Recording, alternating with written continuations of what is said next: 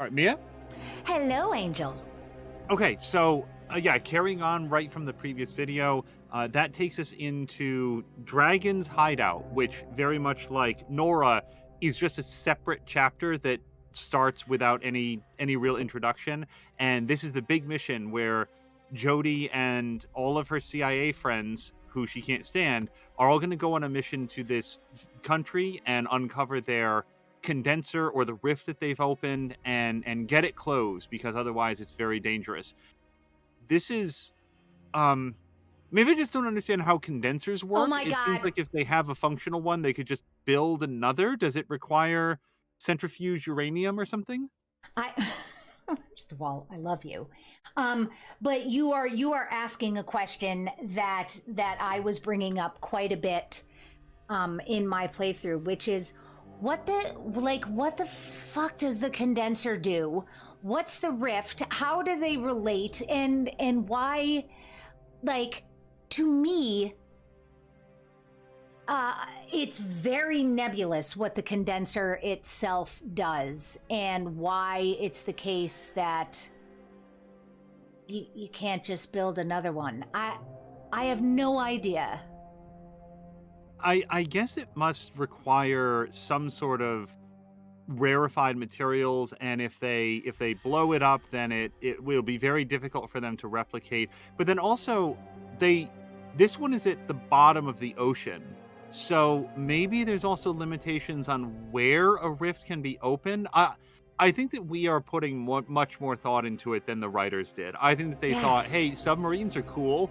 We're making a video game, so we don't have to like build a giant tank like the in the abyss. We'll just put in submarines. Right. Thank you. Okay, because I am glad that that was a head scratcher for you as well. And it's a shame because, I wound up being fairly crabby about plot inconsistencies for my last episode, the last few chapters. Um, because it feels like you had shared at the beginning of our conversation today, we just got a whole pile of new characters and plot elements just chucked at us in the last couple of chapters, and it just seemed not it seemed like it was rushed. That's what it felt like.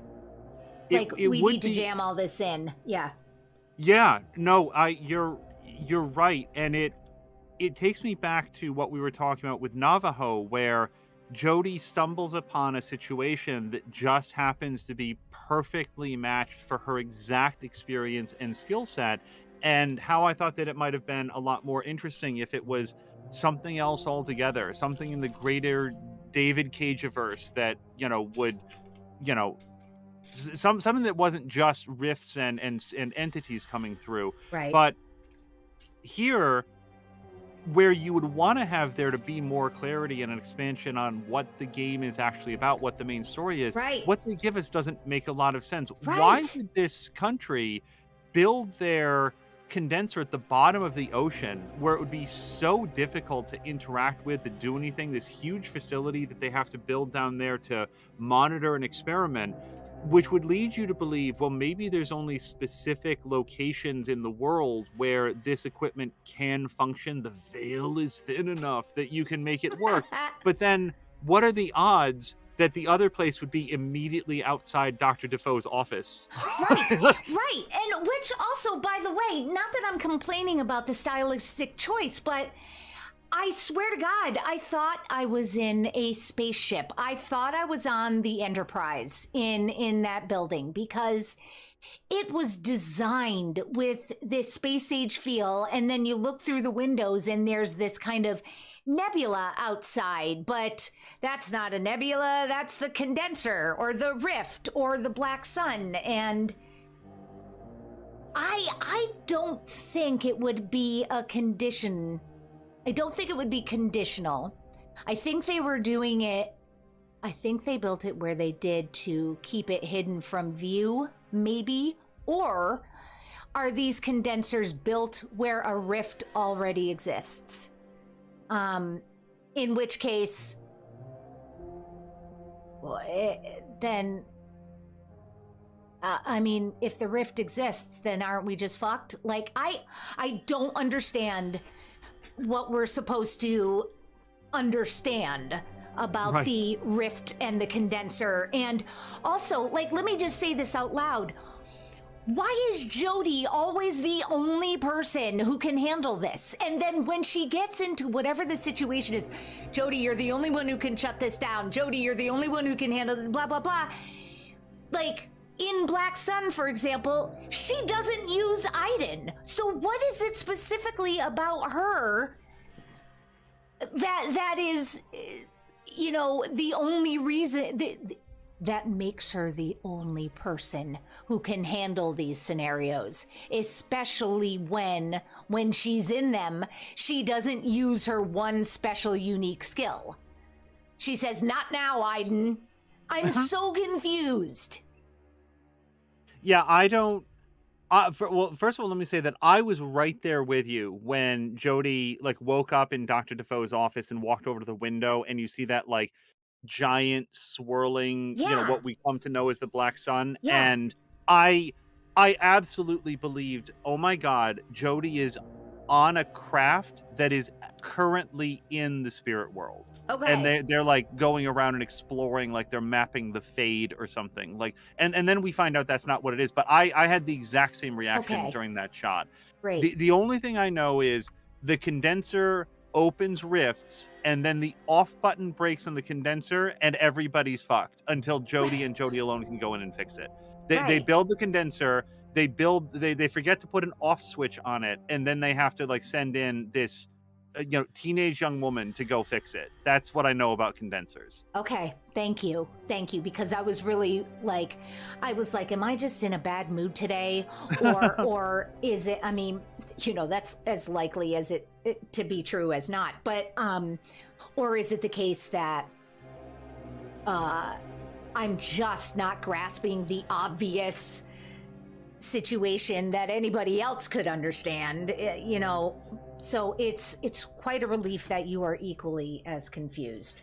This was also the episode that, as far as I remember, introduced me to the idea of the infra world. Thank Now, you. when I watched your VODs, Willem Dafoe actually says that when he's driving Jody to the site of the condenser accident in the Right. condenser. He actually does, and I just didn't Right. pick up on it. But once you know to listen for, it's like, oh no, this was introduced earlier in the game. But yeah, in this chapter, all of a sudden everybody's talking about the infra world, and Right. like, why is that what it's called? Does it do Right. something in infrared light or something? Like for real, if you look at this in infrared scopes, do you see something different? Why is that the name that they chose? And again, unexplained, which is Right. fine. I Uh, don't need like a dictionary description for everything, but yeah, that's what we call the spirit world, everybody. right. And also, I had mentioned, like, I talked about this as well, but I had mentioned that I could not remember the other time that it had been mentioned. And so thank you for refreshing my memory that it was in the car on the way. But what I'd said was, whenever it was that they first dropped the infraworld word, when they did it, they talked about it as if this were a known quantity already. And for me, it was like, wait, am I supposed to know what that is? And I know there's like a piece of world building that comes with people, characters knowing something that the audience doesn't, but this didn't feel like that. It felt like, I don't know, kind of feels important for me to know what the fuck the infra world is, like, and did I miss something? So yeah. My memory, and now I'll want to go back and look, but in that car ride, I think Dr. Defoe's actual dialogue is they've opened up a passage to the other side. They're calling it we're calling it the infra world. Like, I think he does introduce that word for the first time, not only to like the audience, but to Jody herself. Like, this Oh, is new. I think that's true. And the good okay. news is everybody will be able to, but I watched your VOD pretty recently, and I really want to stress, I did not pick up on that at all until I was watching it with the knowledge that I had from having finished the game. Okay. So it might have been it might have been explained more than I thought it was, but either way, the information was presented in such a way that if you had forgotten that it was even mentioned. So Oh yeah, no, I never picked up on it. I was in the moment of playing, sort of this whole idea that we're gonna go and like shut down this condenser to stop the incursion from the infraworld. I was right there with you. Infraworld? Who named this? When did this ever come up? Right. So yeah, Jody, Ryan, and two characters that I call like just Brolo and Cholo. Like I don't know what their names are. Right. But basically the two guys that helped train Jody at the academy, they have now stopped being CIA academy instructors and are full-time field agents again. That I don't know the CIA. It doesn't really feel like that's how that works, but sure. Right. So we're gonna reuse their character models and all go on a big mission together, which is also like above the Arctic Circle. It's very, very cold wherever they are. Jody specifies at one point that it's 40 below, and what they're gonna do is put on their very finest ski gear and just go for a nice cross-country wander and see if they can find where this military facility is. And when they're like a storm is kicking up, they want to find some cover, so they go to this cabin. Like they scout with Iden, they go to this cabin, and they just leave all their shit outside. Right. Did you have any reaction to that? What I had a reaction to, and also like I want to say this thing before I forget saying it. There was something, forget to mention it. It was really sticking with me that it was presented as a stan. Kazakhstan. It wasn't Kazakhstan. It was Kazakhstan. And so I had the expectation of like, okay, so what is that? Middle East maybe, or Eastern Europe. But then I believe the people who were there were Japanese. Because I saw the kanji characters, right? I don't know if I'm using the right terminology, but it was super confusing to me because I did not understand.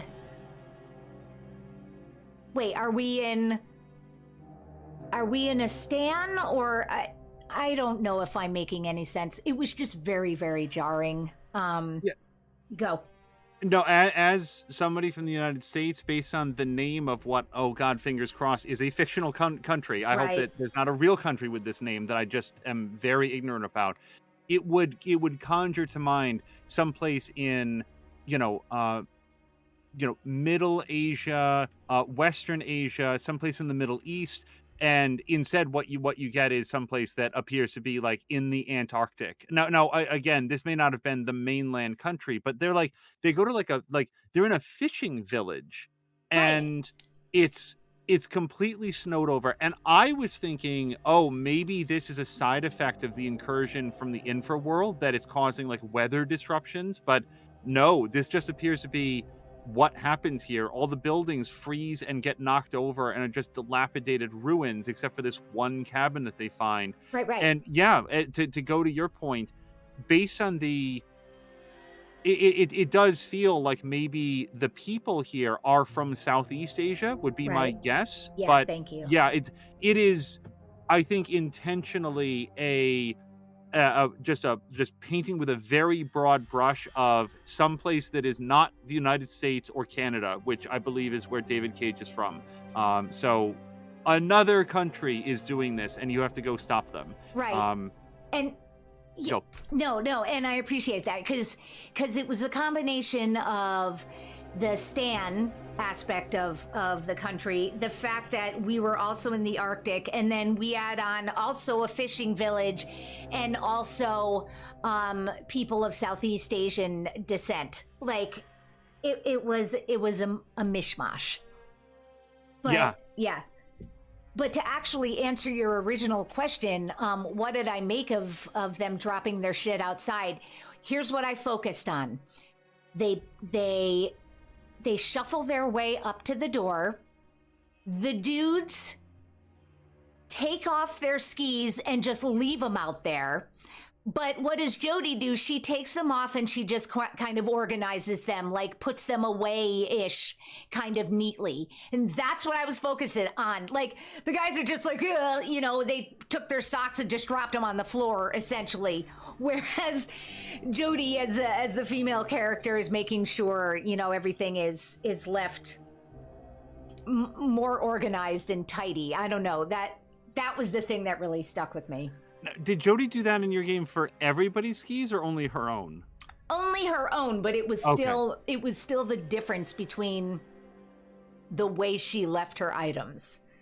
Yeah, I'm looking at this. I don't know anything about intelligence work. I'm a big dummy. I only know what I see in pop culture medium. Right. And it seems to me it would be very surprising if James Bond was on a covert mission where he just left his shit out. Right.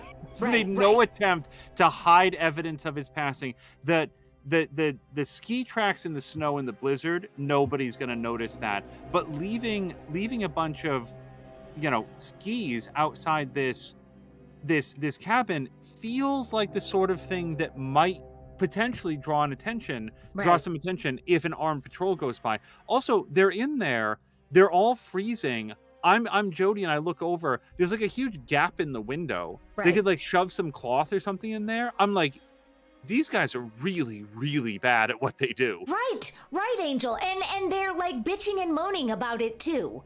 And I was like, you guys, like, I have basic knowledge of how to stay warm, and also, isn't this your job? What? And I snooped. I don't know if you went and looked at what Ryan was looking at on the screen, but I went over to see if he was doing something nefarious. It did not look like he was. Okay, I did not. I in that section, I felt very goal oriented again, because I guess in my head, I was just like, I've got morons on my team, so it's up to Jody to make this work. Right. Right, but then Jody announces that she's got to go pee, and I was thinking to myself, at long last, Mia will finally get to go to the bathroom. Because you were trying in every episode. Yay! And then, sure enough, the patrol goes by. They don't notice all of the evidence of recent human passing, and now we can follow the armed convoy. And so Jody and friends go in there and neutralize the guards. I didn't goes in and neutralizes all the guards for them. Again, the game has trained me to care about surveillance systems, and yet this section seemed extremely surprised that I wanted to neutralize the guy watching the cameras first. Right. And just quickly, I was curious. After she peed and she sees the trucks going by, did you go back to the cabin and tell the guys, or did you follow the truck? I went directly back to the cabin. Was there a different choice? Did you follow the truck? Yes. Wow. Yeah. That I didn't even think of that as being a thing until you just said it. Yep. And so I'm glad for that, because I imagine that you did go back to tell the guys, and so we'll get to see what it looks like otherwise. But it was one of those situations where clearly the expectation was that we were supposed to have gone back and let the guys know, because we went from being outside as Jody and inside with the three of them. Oh, interesting. Oh, that sounds terrible. Yeah. All right, it just didn't account for the fact that you had gone there alone. Mm-hmm. Oy. Okay. Yep. All right, so go on. So Jody and them go in there, and I guess this is where they discern that, oh, this is like a submarine bay. The condenser base must be underwater.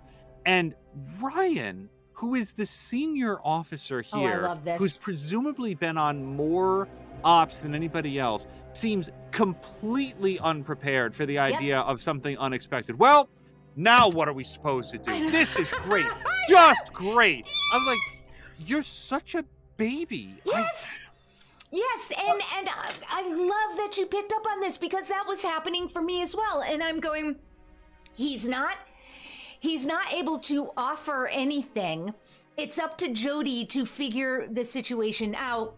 But then as soon as she does, he's like, well, Jody, do this, do that. Make sure you got this. Like, he's immediately ready to get in there and tell her how to do her suggestion. Yeah, Which, all he does is criticize. Yes. Yes. I did look up because I was curious. Eric Winters, who's the guy that plays Ryan, he's on some like show right now. It's not like 911, but it's something, The Rookie. That's what he's on. I don't know if he's like the main character, but he's on like some Fox show called The Rookie, I think it is. Okay. So he's gone on to have a successful career. Anything less, and I would have wanted to just like ping him to say that he, as an actor, did a really good job. Right. Crafting an incredibly dislikable, smarmy jackass. Oh my God, that's exactly. I said something to the effect of the man who the voice actor for this did a great job being a douchebag. Like, the acting was great. It's just that the character that he was playing is a total piece of shit. Okay, so go on. Which is all the more surprising that, yeah, the more it goes on, the more it feels like the writers really thought that Jody would like wind up with him. But we'll get to that. It's so odd. Hopefully people listening to this have like seen the playthrough and understand where we're coming from, because Right. it's like Padme at the end of Revenge of Oh the my Sith God. winding up in a romantic relationship with Anakin, Darth Vader and all, just like, well, Right. I've arrived where I needed to be. Right. So Jody decides that she's going to put on, and thank God that one of the guards was like a size -2, because Oh my God. that uniform fit Jody Oh my God. perfectly. It was so impressive. Mm-hmm. And they get into the sub, which, despite not having any idea that it would be underwater, they just naturally intuit how they're supposed to pilot this. Mm-hmm. Like, I promise you guys, I'm not sitting here intending to rivet count Beyond Two Souls, Oh my the game God, I about know. like interfusing with ghosts, but man, Ryan is he's so angry and pissed off that they now have no idea what to do. And then it turns out that no, actually piloting a submarine to an unknown enemy base with controls that are in a language you presumably don't speak is exactly like riding a bike. Mm-hmm. It's exactly like riding a Hot Wheels or like a big wheel. It's A just, trike. Yeah. yeah, just go for it. So they get down there, and by the Love way, you. we should know, because I think that people are going to know, all of this is being intercut with scenes that we've got flashbacks within flashbacks now. The crew is going to get caught, and we know that, Right. right? So they get to the base and then see the guy who we know is going to be the one that captures them.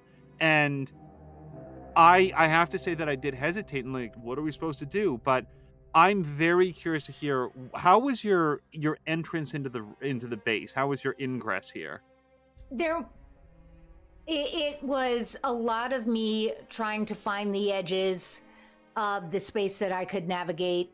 And when, Ryan did his "don't get caught, Jody," I ignored it. So it was pretty uneventful. I just like happened to get to the character they wanted me to.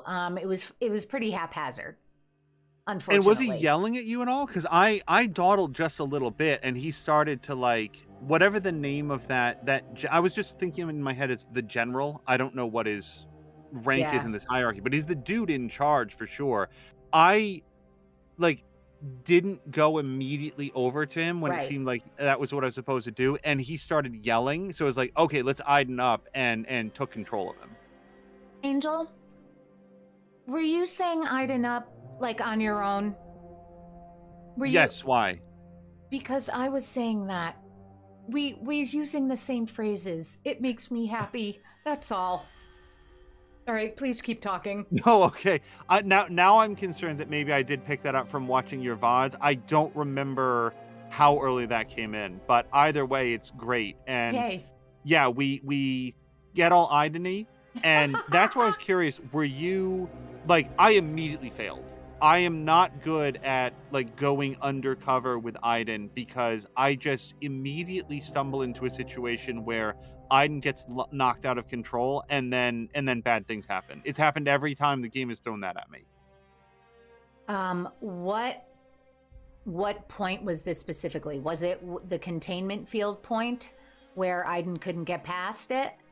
This was slightly... Oh, why? Was that where you got caught? Because I didn't make it that far.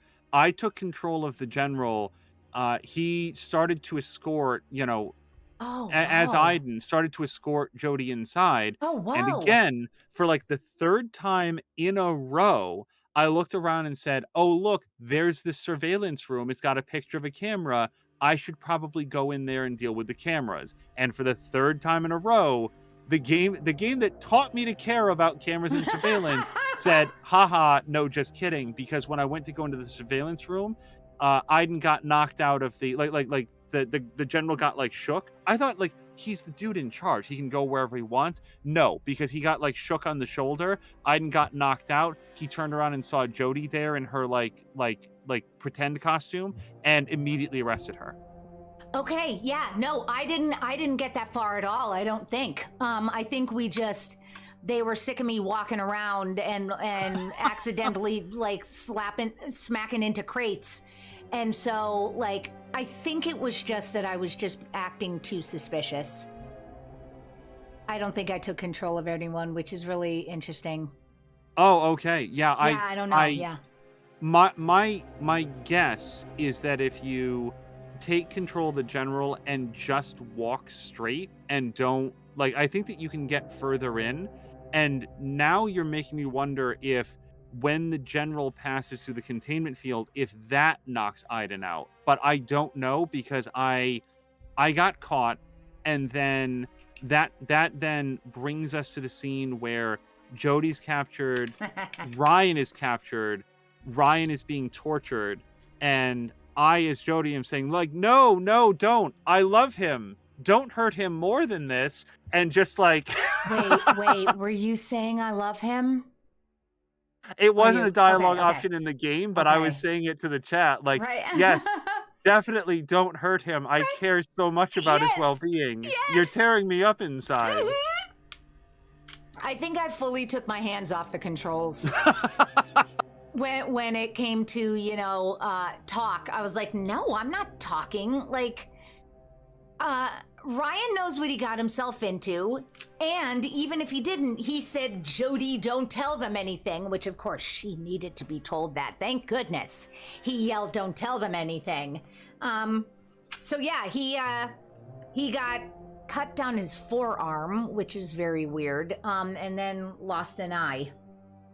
Ditto. Yeah, I was very curious if your Ryan experienced similar injuries. When it was like, when his pulse on the screen, talk, I had that moment that tends to happen to me in games like this, where it's like, boy, it's easy to not press the button when I'm just sitting in a comfortable chair playing a video game. Right. Like, am I being too metagamey about this? Right. And then I considered that the alternative was something that would be beneficial to Ryan, and I became very comfortable with my decision. That is amazing. So yeah, Ryan loses an eye, and... Wait, Angel, why did they pan away every time he got cut? What, like, were the developers trying to keep a rating? I think it's just the technical difficulty of like, it's like, why does the camera always pan away when somebody's getting dressed or undressed? I think it's difficult to animate certain things, so they have somebody like step in front of Ryan so you don't see them like scooping the eye out. Okay. Interesting. That's my guess. I think it's a technical, and maybe a rating thing as well. Like, you can show that someone has lost an eye, but maybe not the losing of it. The egg spoon that you're using to scoop it out. Right. Because she just kept looking down at her lap.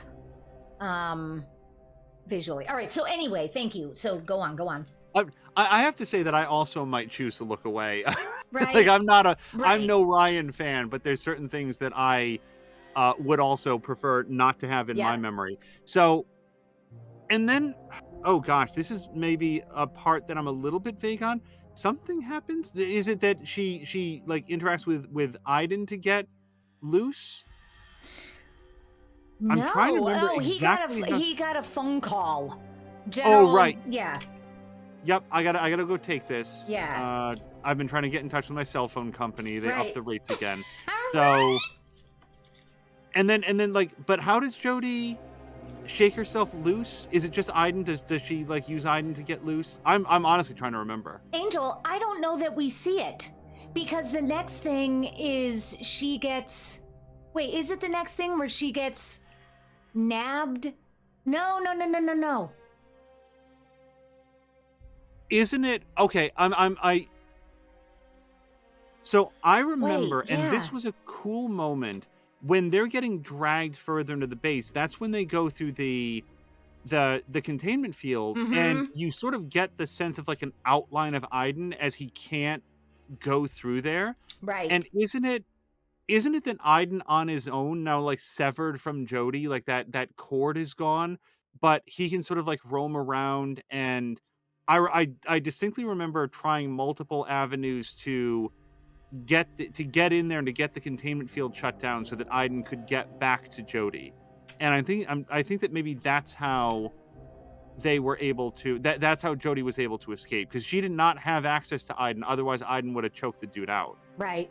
Right. Right. Because at one point he's asking her in his interrogation, how did you get through the containment field? Or what happened at the containment field? And I was going, what containment field? What are we talking about? And then we get a flashback within the flashback of them walking her through and Iden getting stuck. So Yeah. yeah. Okay. That was a cool effect. I did like that part. And then, Mhm. yeah, Iden can like possess a few guys, but like he can't possess the guy in the armory because he gets immediately found out. So I think that my way through that was it was a little Hitman-y. I grabbed a wrench, knocked out the guy in the Yep. armory, took the gun, shot the guy to death in the surveillance room, Mhm. and then I was able to like interact with the cameras and do something or other and get things shut down to a point where then I could get to Jody. But of course, shutting down the containment field just lets all of the entities out. Mhm. And the entities are apparently very choosy about who they attack now, as opposed to the beginning when Jody was getting attacked all the time whenever the entities came out. These guys are just floating around being threatening, and we're just sort of walking through them. And she never uses Iden to shield up, I believe. Yeah, and that's I was wondering if the entities are less mindless than they appear and are much more angry at the main residents of the base. But yeah, you would expect them to be like, I don't know, living bodies. They have blood inside, as we learned in Navajo, like they seem to like blood. So just going after anybody. But you're Right. absolutely right. They sort of just like leave Ryan and Jody alone. And Ryan just Right. like leaves and goes to the sub without any apparent hindrance. Yeah, exactly. So Jody jumps into like the she gets into like the abyss style Oh, get out of my like head. suit. Go on. Now, forgive me because I don't remember if this happened before or after she had the final fight with the general. I think that comes later. She gets into the suit. She goes over. She like sets phasers to explode or whatever, and then she has to like run away. And like, yeah, she sets like bombs on them, right? Yep. And the bombs were set to like 3 minutes, or Yes. something, wasn't it? Yes. And I'm thinking to myself, if it was set to 30 minutes, I don't Right. think that she could reach minimum safe distance, like trundling at this speed. Right. But she goes back in, and I think that's where she has the fight with the general, where Right. I did not do well. What Me? were your odds against the general? Terrible, terrible. She got brained like 9 out of 10 times. Because is it up? Is it down? Is she looking to block? Is she looking to evade? Yeah, no, she got clobbered. Yeah, I I did better with action sequences in both Heavy Rain and Detroit Become Human. The control scheme here, as we talked about, is vague, needlessly vague. Right. I really think that their goal was something that was more intuitive, that would be, we don't want people to focus on button prompts, but Yeah. rather intuition and direction. And they just don't take into account that we might be intuiting something different than what they've filmed. Right. And I talked about that with there was one of my bonus content pieces was the game mechanics. And they talked, did you see that video? No, I glanced very briefly at the bonuses, but Okay. didn't watch any of the videos. Yeah, well, and one of the things they say is we wanted it almost verbatim what you said. We wanted a more intuitive experience where people focused on the action rather than the correct buttons. And we had a lot of play testers, and after each one we discuss and make adjustments. And I was like, really? Like, people tested this and were like, A-okay. And I the point is, they reflected exactly what you were suspecting. Okay, yeah, that's good to know. I one of the slight frustrations about games with like unlockable bonuses like that is that I may not have that one. I'd have to like go through and check which bonuses I got versus not. Like it looks like one of them is actually a character test for Detroit Become Human, except I don't think that I found that one. So I can't actually see like what the early versions might have been like, which I'm sure it's online somewhere else. The other thing that I noticed during the fight with the general is that he suddenly develops this like Joker laugh. He's like, yeah, Right. It is sufficiently established, game, that this is the bad guy. I don't think that it needs to be a super villain also. Right. He doesn't need to be quite so arch. And yeah. No, very well put. No, and then so Jody like flees through the facility, and may have the training for this. I had no idea where might be the place to go, but apparently even beaten, bloodied, and possibly suffering from like depth sickness, she's able to navigate back to the sub bay where Ryan isn't until he is. Yes! And oh my god. It's so clear based on the fact that we've been in this sub that the only thing you can see is straight ahead.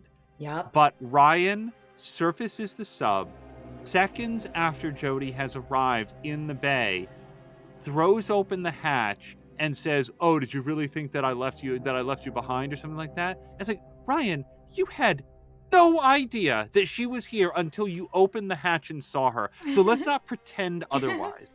Yes. All right, so going on. And also, like, of course I thought that you left Ryan, because why did you pull the sub out of the bay? Right. Where did you go? Right. You just like just warming up the engines by doing little donuts down there. There was no reason for him to have left the bay. It is exclusively to have that moment of dramatic tension. They're like, "Oh my God, Ryan left me behind." And it's like, and then he comes up and it's like, "But Ryan, you still left her behind. Right. This is still greater danger than it needed to be." It doesn't work. There needed to be a reason for him to leave. They couldn't think of the one, so they just had him act like this bravado saving hero. And it's just, it doesn't work. Right. And Agreed. Then they're leaving and the sub becomes disabled. So they're just going to swim, 150 meters up to the surface with no ill effects, as one does. Right. And they emerge onto this glacier. Right. They pull themselves up onto an iceberg in this frigid water that Jody had defined earlier during the storm as being -40. Yes. It's got to be all the way up to like a balmy -15. And Ryan is not even wearing like more than a t-shirt. Yes. They drag themselves up out of the water. Yes. And just sit on the edge on the ice and just like. No. Wait a minute, no Angel. Go. Wait, I'm so sorry. Was Jody conscious for you? Yes. She was not for me. He had to give her CPR. At what point? Like, was she conscious in the sub? When did she get? Because she got bashed around. I don't think it was like the hypoxia when the abyss monster attacked her underwater. I think it was from the Colonel Joker. Gosh, I don't remember. I don't actually remember, but he pulls her out and has to give her CPR. And then he lies down. It's not working, so he lies down next to her, holding her hand. Oh, and then wow. Gets rescued by, No, not sorry at all. This is exactly why I want to do the recap, to feel out what went differently. Right. In mine, she was able to survive against Colonel Joker, which is now that man's name, until a Russian water tentacle comes up and impales him and drags him down into the briny deep. Right. At which point she's fleeing from the base, makes it to the sub. Ryan shows up. They get into the sub together. They're piloting the sub out when a shockwave from the base implosion disables the systems. They swim up and out, and then they have a conversation as they resign themselves to freezing to death. Holy shit! Yeah, which includes go. Yeah, no. That's it. All I'm saying is no, that did not happen. What does it include? I believe that's the scene where Ryan says to her, "I want you to know that I really do love you." Yep. And then there's a pause, and Ryan asks her straight up, "Do you love me?" And I had the opportunity to say, "Nah." You said it. You said it. Oh yeah. Oh good. yeah. Yep. Said it outright. And there wasn't even a hesitation. It's just making sure that I hit the right button, that there were no more obeys in my future. Right. But yeah. Oh, Mia, I love that part of your VOD when you say, "Can you imagine hitting obey there?" Oh my God. I'm People so sorry. watching need to know. Oh. Don't be sorry. It was great. Oh. These moments like that, we are not in communication at all. I loved it. It was so funny. So can you imagine hitting obey? Why, yes, I can, Mia. In fact. Let me tell you all about it. We've got to do a cut. We've got to do a little clip of that. All right, go. All right. But then Cholo and Brolo show up, and they have why even were they here? I'm sure that there's a great DLC chapter they planned for those two on whatever they were up to. But now they've shown up. They've somehow found maybe they have a GPS tracker, whatever. And they have one of those armored trailers, those armored personnel carriers. And that's it. Mission successful. We blew up the condenser and closed the rift and stopped the evil people, and now we all get to go home for a hero's welcome. And I thought to myself, okay, this was a good size episode. We did it. The end of the game. Cut to credits. Jodie's gonna get her payoff from the CIA, and they will leave open room for a sequel. And then the game went on for another 90 minutes. Which does bring us then to I had a very important question for you. Oh, good. So for Dragon's Hideout, the whole sequence that we just talked about, I had no percentages at the end of that. Right. Okay. Thank you for reminding me. Yes, it said something to the effect of, this is age-restricted content. You're not going to get percentages if you don't meet the age restrictions on your PSN or something. Yeah, okay. You got the same thing? Yep. Okay. Yeah, that was frustrating as fuck. And then it's the only chapter that does that. Yes. I was worried did I lose internet connection or something? No. Yeah, I guess that chapter is just bugged. And better that than some of the other narrative games I've played, the old Telltale games where it just doesn't function anymore at all. Right. So you never get the percentages. Right. I was curious if you had gotten it, and it's good to know that it wasn't just me. Yeah, thank you for bringing that up, because I desperately wanted to know what happened to you in that situation. All right, so go on. So that brings us to the final chapter, the final main chapter of the game, which is Black Sun, which takes place back in the lab. And this is now our second visit to like the final form of the DPA lab, and it didn't occur to me until like watching some of your VODs how like we see Jody throughout the ages, and they do all sorts of things with her hair, what she's wearing, how old she is, if she's Right. like, the youngest version of herself. But they do all sorts of things to demonstrate the passage of time. And I didn't pick up on as much how the lab changes over time. Because in first interview, the whole lab appears to be like a waiting room and Dr. Defoe's office, which is Right. just this like cubby. And then you get to see in like night session where it's a little bit more elaborate and they've got like this and like earlier than that we do get like the observation room, but it seems like maybe the sort of space that's used by multiple different offices. But Sure. now in night session they've got like this, it's a smaller, more open lab. It's where they've got like a little like television set for Jody and two little like CRT monitors where Nathan and Cole are working in this back room where they just got like piles of equipment, some microscopes, Yeah. science stuff. And then you get to see in separation the lab is expanded once again. It's got Oh, like right. way more high-tech equipment. There's like I think you described it as this open air, very dangerous looking thing. It looked like a red spiral thing that was like flashing very menacingly. But this is clearly like a big upgrade. Like you get to see over the years as Jody is getting older, physical evidence in the environment of that Dr. Defoe's research is drawing more funding and more attention, and it Right. takes place in a number of different stages, which I didn't really pick up on while playing, but I have to say was pretty cool. And Yeah. then you get to like his final megalomaniacal layer Right. as at the Right. end. Right. His like 1,600 square foot of nothing but space office. Yes, his finger steepling chair that he gets to sit in. Yes. All right. So we're here now. Yep. So here we are in like the DPA that's right outside, and they cut her the check, and I Oh, good. now so sorry, I'm actually trying to remember the exact sequence.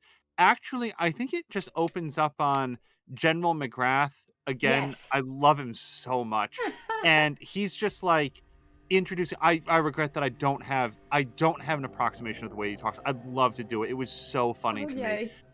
But he was sort of introducing that, like, aha, at last, we are the only ones that have this, and now we shall use it for military exploits and Yeah. energy exploitation. And it's just like this grand Dr. Evil speech. Yeah. And Jody's just like completely disinterested. Thank And I you. love this. I really do love it. This is not my problem. She's now Stan Marsh out of South Park. She's done. She doesn't care about this.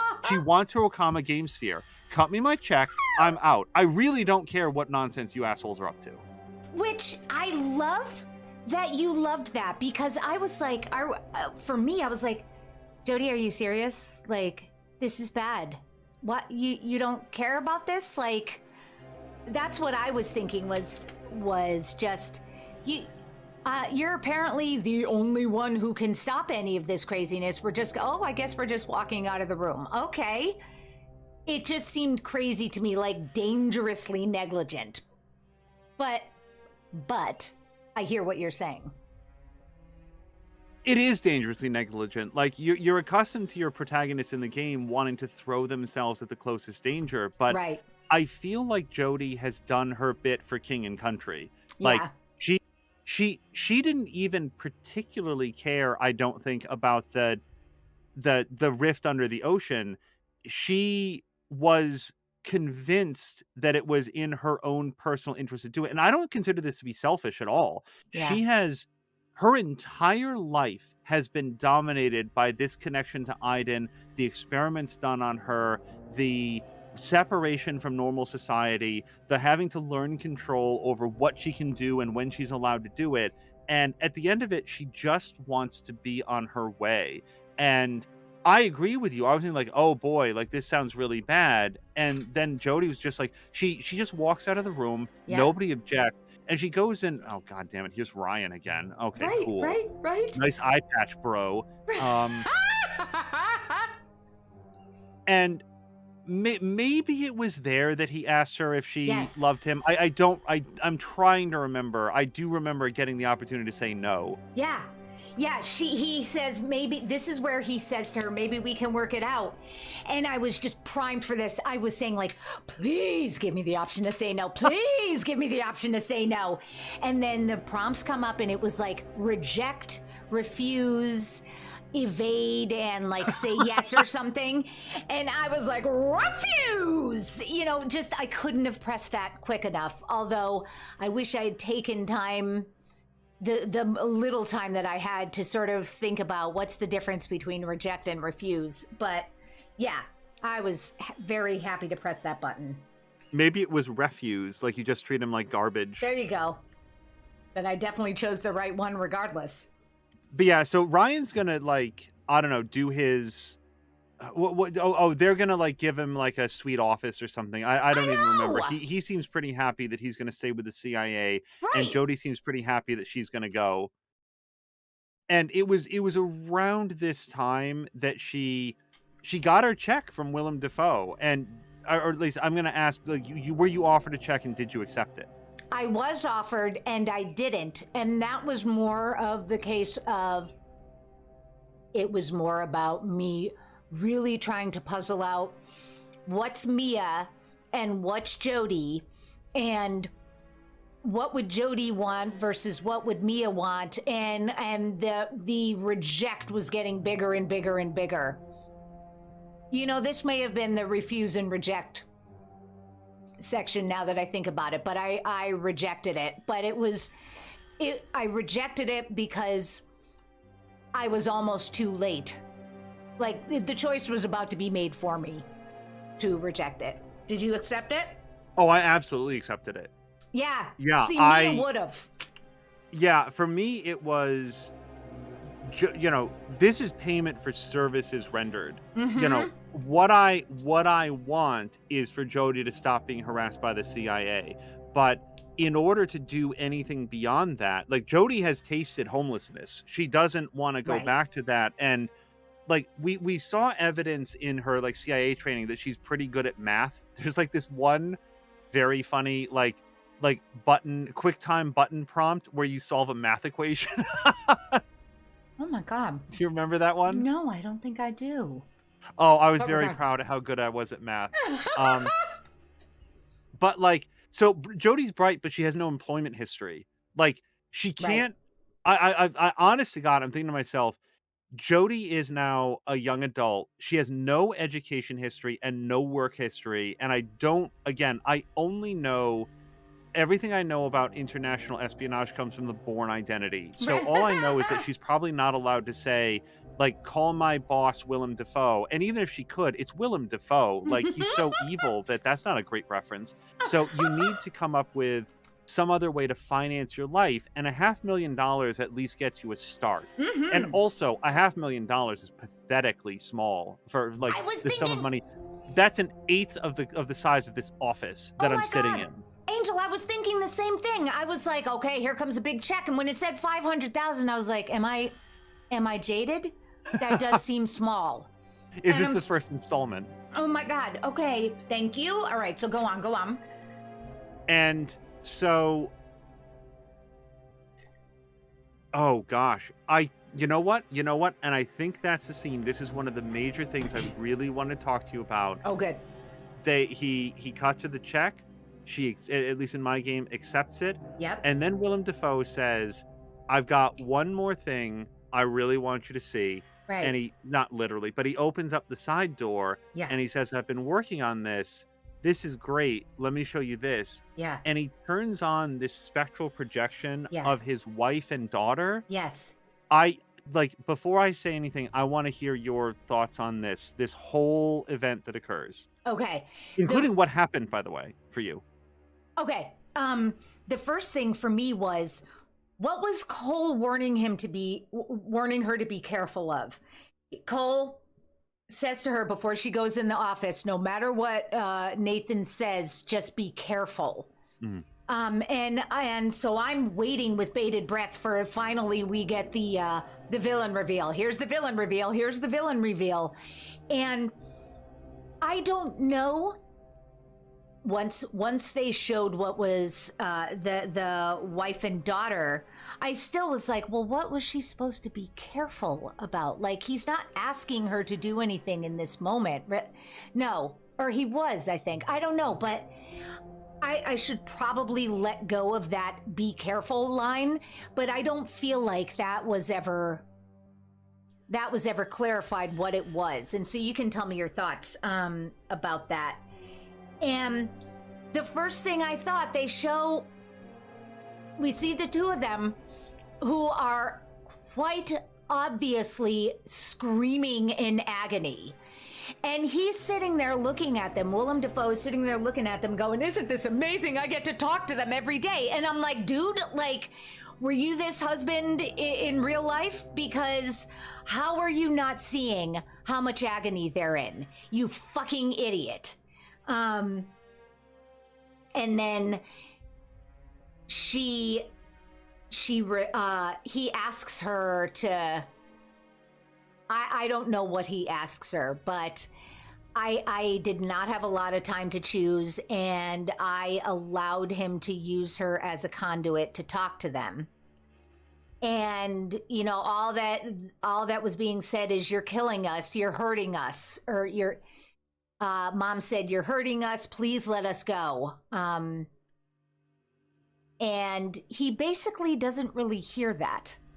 He's just like, isn't it amazing? I get to talk to them and soon I'm going to be with them, which that did not make any sense to me.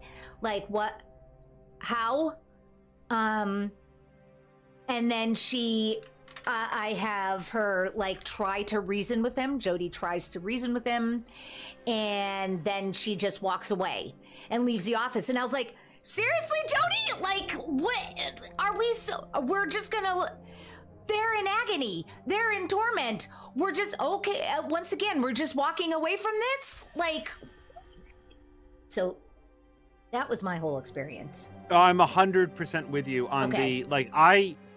I really loved the idea that Jodie would just be like, oh, cool, like more international machinations about controlling the infraworld. I'm out. This doesn't concern me. Right. Give me my money and leave me alone. Right. But when I saw when it came down to a very human level, so when that machine turned on, and I don't think that I talked about this, but at first I was like sometimes when you're playing a game like this, your mind is working very quickly along what you're seeing, and there's just no way to, you don't want to pause it to like talk through all the reactions that you're having. For me, it was, first of all, as soon as it goes on, you're watching two people that are in just abject suffering. And they're pleading, they're reaching out, not in like a beckoning manner of like, we miss you, but like, please stop this. You have to stop. Like, you can see them mouthing, please, please. And I like the horror fan in me really liked the fact that he was incapable of perceiving that.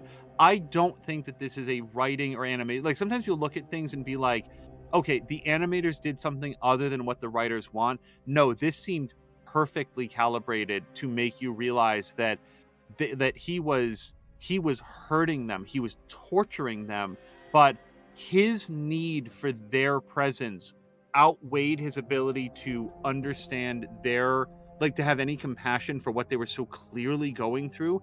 His grief was so blinding, and the effect of this. And also, I started to think to myself, I think that they're actually trapped there. I think that he turns this on to see them. But I think that they're always there. I think that he's like put them into like a Ghostbusters ghost trap, but one that leaves them in constant pain, this searing, ripping pain. And it's like tattering their souls. And he just turns them on like he's like illuminating a picture or something. And it was so horrifying. And Yes, Angel. We learn a little bit later that that's not actually what's going on. If I had taken a pass at the script, it's what would have been going on, because we'll get to that in a short time. But it was, and then from there, it sounds like we had a similar experience. Right. I affirmatively chose to like communicate because I needed them to have a voice. I Right. needed to say for them what they were clearly not able to communicate. Same deal. You have to let us go. Let us die. Let us die. Nathan Right. is what mom says, and he's like, you know, no, you're making her say that. Like Right. Right. he can't hear it. Nathan is an extremely sympathetic villain. Yeah. It Yeah. gets silly with like, you know, where it goes, Yep. but I can see how his unresolved grief like he just couldn't get through it, and the further that he went into his research, he came to the conclusion that maybe I don't have to suffer. Maybe I can have my family back. And the knowledge that he picks up from very, very young Jody in Hauntings, I think it was, that his family wasn't gone, that they still did exist, that there was a place, a space that he could be with them again. I think that maybe at first that started off as very abstract, but the closer that he got to that goal, it was like Indiana Jones reaching for the Grail. Like, it's so close, it's right there. Yep. And he needed somebody to pull him back. And I did Reason as well. I was very interested to know what you would choose there. Yep. I did Reason as well. And I did it multiple times as this unfolded because he's a scientist. And I felt like that Right. had the highest chance of getting through to him. Maybe that's short sighted, but that's what I was reaching for. Yeah. Which makes sense. Now, how did you feel about her walking away? I tried to go back in. You did After too. oh, yeah. Yep. After I started walking over to the elevator, and then I Yep. really cratered the pacing of the scene because I was like, "Really? Yes. Really? There's nothing I can do?" Yes. Because, again, walking away from General McGrath is, I mean, it's hard for me personally, but not for Jody. Like, she's Right. done it all. She's Right. it's just gonna keep going. There's no end to this. Also, I did take note of the fact that General McGrath had said, "We found a way to, like, tether spirits to soldiers." So, Right. Right. that also, sorry, go ahead. No, no, no. I'm so sorry. Finish, because I keyed in on that too, and I was like, wait, when we did where? What I took from that is that this is more evidence that they can let Jody go. They can now like have Oh. good loyal soldiers like Ryan like shackle themselves to malevolent spirits that will like follow orders. They don't need Jody anymore. They have now surpassed that. So I have to say that then it did catch me off guard when they were like, "We're not going to let you go after all." But Right. prior to that, yeah, I like when it was like watching two innocent people suffer. That Yep. was when I definitely wanted to go back in. And no, they don't let you go back in. Yep. Jody goes to the elevator, and she gets Norad. They're gonna grab her and like inject her with this neurotoxin that's gonna paralyze her and leave her in a fugue state for the rest of her life. Yep. I wonder when that kicks in because it seemed like they had, I don't know what the like layaway plan is on toxins, but they had her trussed up and injected, and just then as soon as they're let out, she's fine. I mean, I know that Aiden Right. has some healing abilities, but it was weird. Yes. And I thought, I did think it was interesting that in the reveal, what you're seeing is her perspective. You're seeing through her eyes, and the people who are talking to her are looking up. And I was like, why are we floating? Like what? What? And I'm glad that they then showed that she had been, uh, um, whatever, mechanically, physically, like, propped up higher. But it was interesting. It was an interesting choice. Yeah, and it raises questions on why. Like Right. why would you do that? Except like I'm not even sure from like a cinematic point of view to like be looking down on your oppressors, but I guess it was Right. just to give it an unnatural, like, this looks weird and I wonder what's going on. I think that that's Right. probably where they were.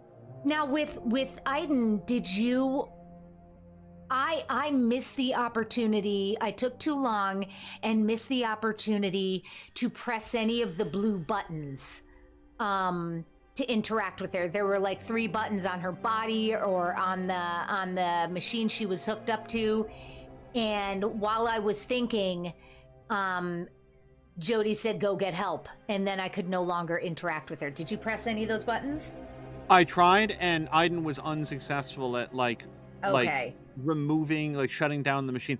Maybe Okay. he did shut down the machine, but Jody says you're too weak, Aiden. Like you have to go get help, Okay. which then led to a segment that demonstrated, in my view, that Aiden wasn't weak at all. He's knocking around chairs and Right. like shivering lamps. But yeah, goes and gets Cole and uh Ryan. I knew I'd start to forget his name. Yep.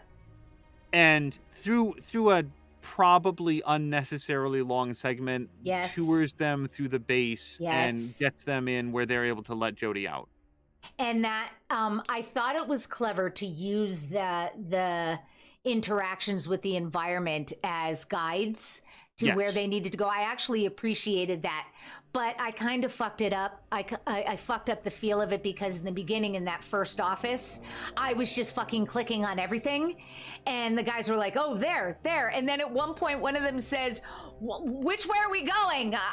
We're going around in circles," and that kind of took away from the moment some.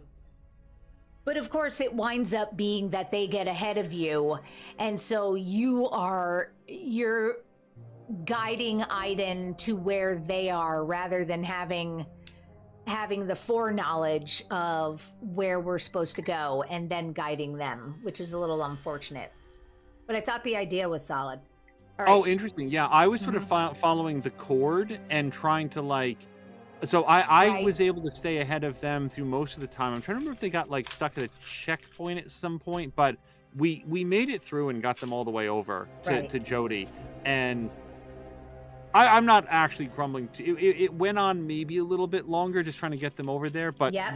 we got there. Yeah. They let Jody out, and then Jody reveals something that Dr. Defoe said to her when he came in to give his like second to last monologue. Right. Nathan's gonna turn off the isolation field. He's gonna trigger Armageddon to like, I guess, be with his family. It was Right. very Green Goblin all of a sudden. Right.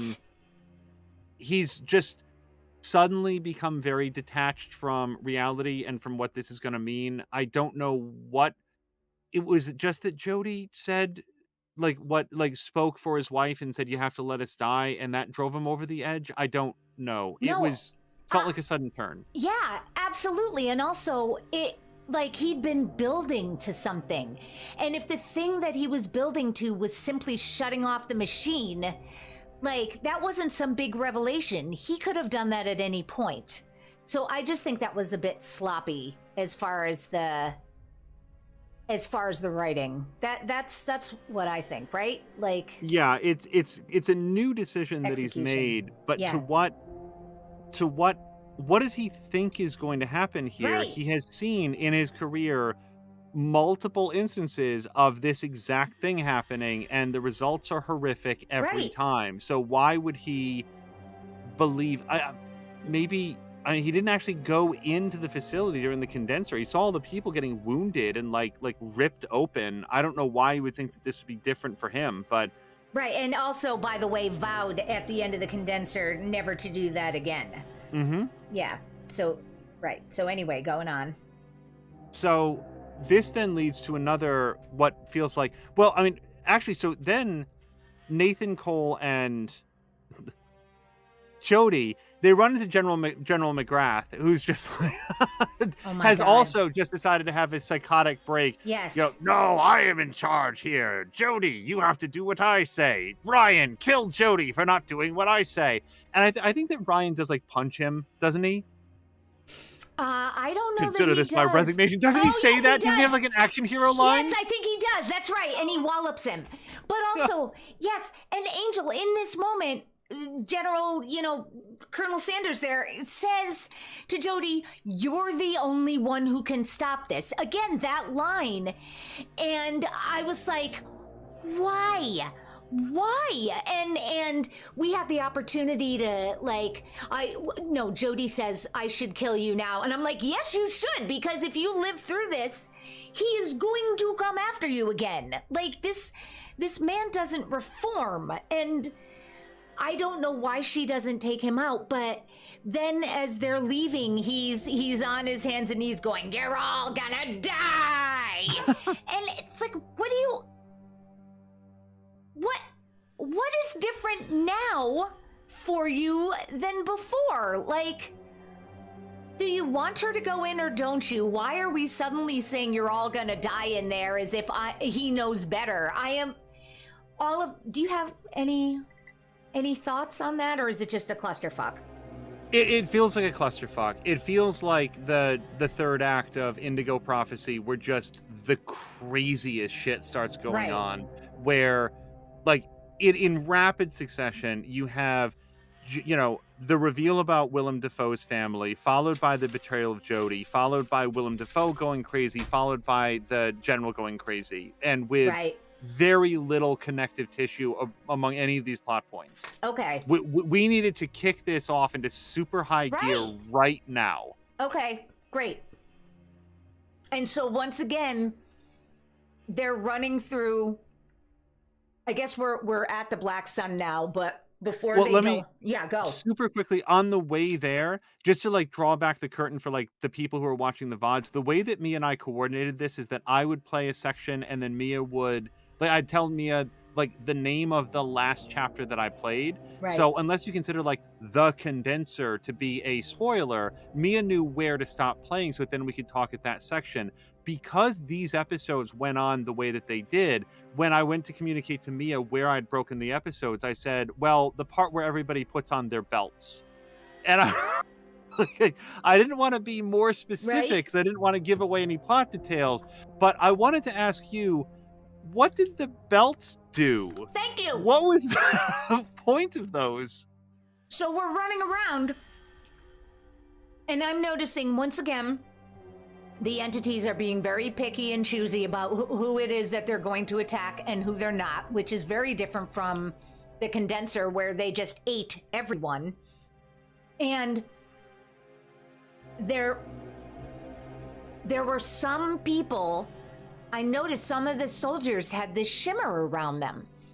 And I was like, what is that? What is that? Why is that happening? Like, what's going on? And then we find out that they've got these mini containment fields.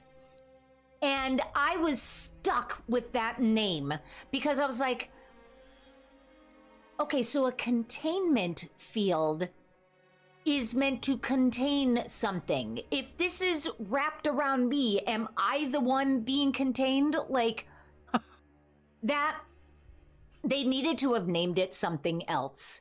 You know, we've got a protective shield or something, because calling them a containment field was exactly backwards to what it was supposed to have been, which is... No, that's brilliant. Yeah. I hadn't even thought of it. But you're right. That would have been like a protection field, a repulsion field, ectoplasmic barrier, something else. Right. Some gobbledygook, but calling it a containment field only introduced unnecessary confusion. Because prior to this, containment field was the thing that kept that we used to contain the entities, not shield ourselves. And so when they put these on, I think I said aloud in the recording, so I assume that these stop the entities from directly interacting with the people, but it wouldn't necessarily stop them from like throwing a chair or a table. So we'll need to watch out for like debris, but other than that, they should be safe. And then the very next thing that happened was Cole got like slashed open by an entity. It's like, so what is the point of this? Right. How does it protect them at all? Right. And also, like, not only how does it protect them, like, what are the rules around this? And why, when I tried to Aiden up, we'd shown that Aiden can shield her, and she's in this incredibly dangerous environment. Why, when I press the Y button, does she say, not now, Aiden? Don't draw attention. You're going to draw attention. I'm like, draw more attention than the 3 physical humans that are running around here? How is Aiden floating around going to draw more attention? And why aren't we using him as our protection? And wait, but I just have to make sure I underscore this before we go on. Did you hear Ryan's line before he chooses to put on the belt? It's not coming to mind. What does he say? I always knew I'd die a hero. I do remember that now. Not I always wanted to die a hero. I always knew I'd die a hero. Like, that's the best encapsulation of his full douchebaggery. Like, you've got the high school picture of him, and you've got Ryan Clayton, and then underneath his quote is, I always knew I'd die a hero. Fucking. Okay, so Cole gets slashed open. I could not let that go for several minutes. Cole gets slashed open. That is the point where, for me, Jody was running and suddenly I have this A prompt. And I held the A button down, and the next thing that happened was that Cole died. So my thought is, if I just tapped the A with Jody, somehow Cole would live? Like, what did you do there? My memory, and it's been a bit since I played this, but that I used Aiden to heal Cole's injury. Okay. See, Cole definitely does not die in mine. I got an epilogue with Cole. I'm so envious. I'm so envious of you. So maybe my holding A was not the thing that killed Cole, but for her, she just immediately starts saying, I can't do anything. It's too late. I lost him. He's gone, blah, blah, blah. It did not occur to me that there was an option to help him. And part of that is because I'd been trying to Aiden up for 20 minutes and they wouldn't let me, so it didn't occur to me that I could. Like, you know what I'm saying? Like, they had made it clear to me a couple of times that if you want to try to use Aiden right now, she is going to say, not now, Aiden. Don't draw attention to yourselves. So yeah, interesting. Because yeah. I don't think that I had tried to go to Aiden, so I don't remember. I guess I must have like immediately tried to go to Aiden at that point, but I don't remember thinking to myself, I will now heal Cole. I don't remember, but yeah, I had the opportunity to like patch his wound, and then Jody says, I've done everything I can for him. Yep. We'll have to go on or something. Yeah, okay. All right, so go on. And then there's like a long wander in the murk, which like looks very cool, but it takes a while. And this is where one of those existential questions that Beyond Two Souls is going to prompt from time to time comes up, where wandering around in this environment of the Black Sun, you see other human spirits, people that you are given to understand are people, actual people, regular people who had a life and they died. They don't seem to be necessarily aware of the fact that they're dead, and they seem to be experiencing some other grander reality, something that's evident to them, where they're looking for someone or trying to find somebody or trying to say something. Right. And I guess I have a question. So in the world of Beyond Two Souls, the afterlife is an environment where actual real humans go after they die, and also it's filled with snapping alligator monsters that rend them apart. It doesn't seem like the most pleasant afterlife, but I wanted your thoughts on it. Do the entities interact with the human spirits ever, or do they just sort of like leave each other alone? Right, that is a fabulous question. What I was thinking was, and I believe I talked about it, at what point did we establish that the infraworld was filled with human souls? When? Because you're wanting me to accept that now, and I don't recall it ever being discussed.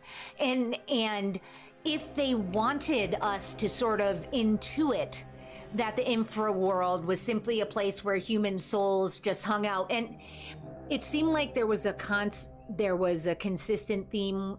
Everything that people were saying was, I didn't mean to do this. You know, have you seen such and such? Like, they weren't finished with their business on Earth. They were still troubled by the, you know, the circumstances surrounding their death or somebody else's death, which which is entirely separate from if you wanted us to see the infra world as a place where you could go and be with your loved ones, you needed to not have presented it in such a menacing way in literally every other chapter up to this point. Like the rift was the place where the monsters came from. And that is my answer to your question, which is I have no fucking idea. Am I? Yeah, so at some point I don't know if it was in conversations with Willem Dafoe or where, but I started to accept the idea that the infraworld did represent some sort of an afterlife. Maybe it was as late as when Willem Dafoe's family appeared to Jodie all bloody, but they were there to deliver a message of reconciliation and closure. We saw them as they had died. I don't know, but you raise a really good point that there's actually nothing in the story that would make you believe that the infraworld is the afterlife itself. Like it is where human souls go until this closing scene where Willem Dafoe reveals that he's found the spirits of his family, and then you're wandering through the black hole field and you see these people and they're clearly dead and like wandering spirits, as you said, and that this is a breach in the barrier between life and death. But prior to that, there's no actual reason to think that way that I can remember. Right. And there's also no reason to think that it would be a benign place, because the only, as I shared, the only time it's represented is with respect to its danger, the inherent danger involved with it. And maybe the human spirits and the entities don't, they just don't interact with each other. It's kind of like zombies never bother other zombies. They're just there for company, but they don't interact very much. Maybe that's what it's like with the human souls, that maybe they perceive the entities and maybe not, but the entities don't bother them because they're not alive, and the entities seem to care about blood. I'm getting a little bit deep into it. I was just trying to figure out the entomology, the classifications of entities and human spirits. And also, do the human spirits turn into entities after a certain point? Right. Do they lose their humanity and go mad and just turn into crazy monsters after they have been dead for a long enough time? Right.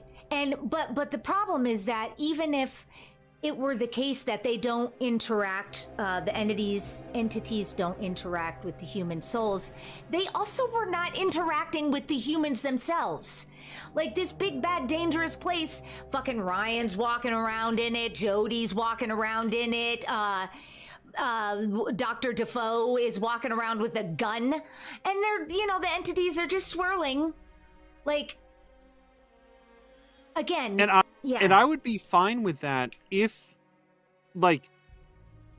those containment field belts that they put on stop the entities from interacting with them directly, then it would make sense that they could go in there into this space where there's nothing physical to throw at them, so the entities can't take direct action. They hypothetically, they can't possess them, they can't force choke them, they can't knock them down, except as soon as they enter into the environment, the very first thing that happens is Cole gets slashed open. Maybe I didn't see it. Maybe an entity picked up a screwdriver and drove it into Cole's side, and that's where he got the wound.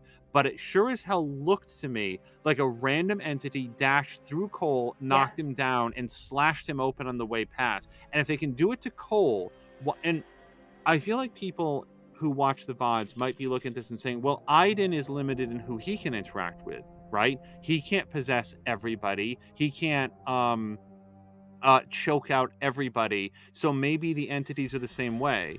Well, I mean, I guess, but boy, wouldn't it make more sense? At that point, again, what does the fields do?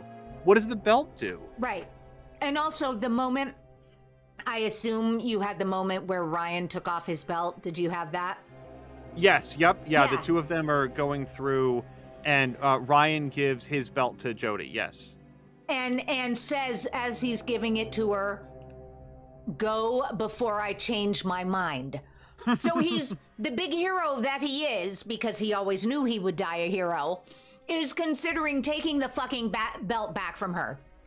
But regardless of that, he then is just hanging out in the Black Sun without a belt and makes it through.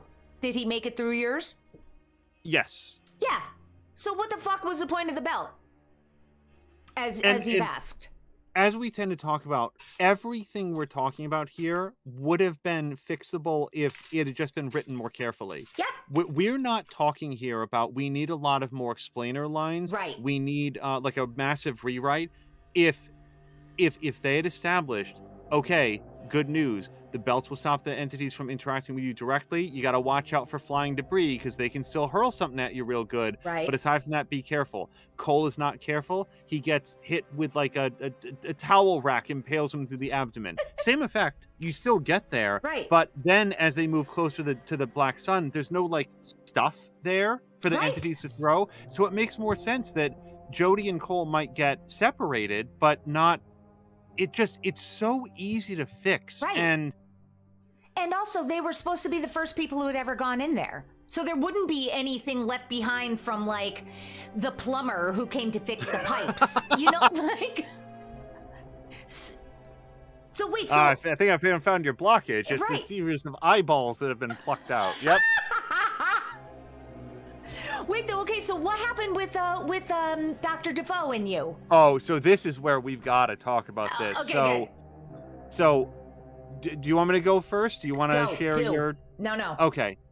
So this takes us back to the very beginning of part 1 of this talk when I asked, is Beyond Two Souls pro-suicide? Because in this sequence, in this sort of like section of episodes, we get Jody having the opportunity to put her mother out of her suffering, which it turns out a very high percentage of people do and feels like the right decision. And I just want to like lean in on this particular topic that I am not a grief counselor. I don't know about suicide. I can only speak to my own very limited experience on this earth, which is that I am not eagerly anticipating an end to my life.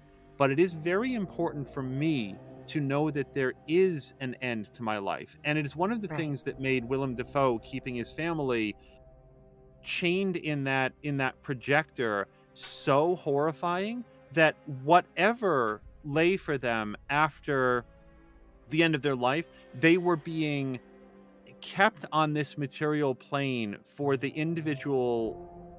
I don't want to say pleasure because it's minimizing it, but the needs of somebody who was still alive, that whatever it was that they were supposed to be doing, they weren't allowed to because a scientist in the real world found their value, in this case, personal emotional value, but value in keeping them in this agonizing suffering chamber, this pain cage that he had them in.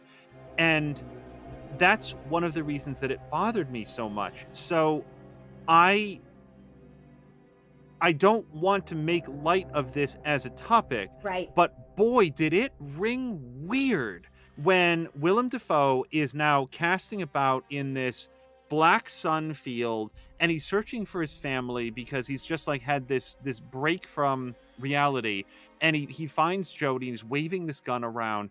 And Jody tries to reason with him twice, as I recall. I think I chose reason both times for reasons discussed. And then Willem Dafoe turns the gun on himself. I earnestly, I want to share what I said during the thing. I really deeply believe that he was going to shoot Jody in the back. I really thought that was what was going to happen. Then Aiden would have to heal her or something else would happen. Maybe Jody would rise as a spirit. But no, he shoots himself. And then on the spot, reinstantiates into a healthier, happier, better dressed version who then immediately gets everything he wanted. It's perfect. He shot himself in the head in a moment of rank desperation and arrived in a place where he was happier than he could ever have been because he has his family and they run up and embrace him. There's not even any hard feelings for the pain cage. And then he looks at Jody and delivers your favorite line. It's up to you now, Jody. You're the only one who can stop this. Just right to everything you're saying. it was I was struck speechless Yep. watching the way that this unfolded. Yep. Because, and I talked about it at least in passing, and it was the thing I absolutely want to touch base with you. It honestly feels, now after having like a week to think about it, that the game is not accidentally sending the message that suicide was the right choice for this guy. And that'll lead us to another conversation, a choice Yeah. that Jody's faced with very shortly after Yeah. this.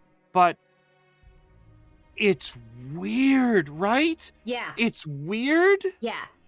It is so the way Nathan's story resolves is so simplistic. The one moment that I appreciated is I was blathering on and on about why does he have a gun? Why did he bring a gun in here? Why does he have a gun? Like, what is his gun? Why? And then after he shoots himself, I felt like I got an answer to that. Oh, that's why he brought the gun. Okay, all right. But then the fact that his family immediately embraces him. Once again, the superficiality of these relationships where, you know, keeping me in constant torment for years, forgiven. Hi, honey. Like, it's bullshit. And that they were right there. Like that. Right. I mean, maybe the moment of Nathan's death drew them to him. That's not established. It kind of feels in the moment that they were just like hiding from him. Right. It's right. Because and, isn't he walking around going, Helen? Isn't he calling for her? Was that yes. him? Yeah. Okay. Yep. That's my memory of it anyway. Yeah. And I had not thought. No. Oh no, go.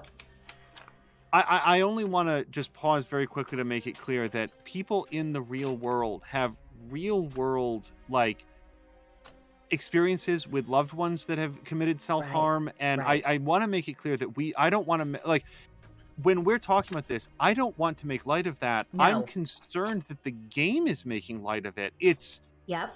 I've not seen a message in any game that I can ever remember having played that comes closer to having the characters turn to the camera and saying, sometimes this is the right thing. And it's oh boy. Oh, it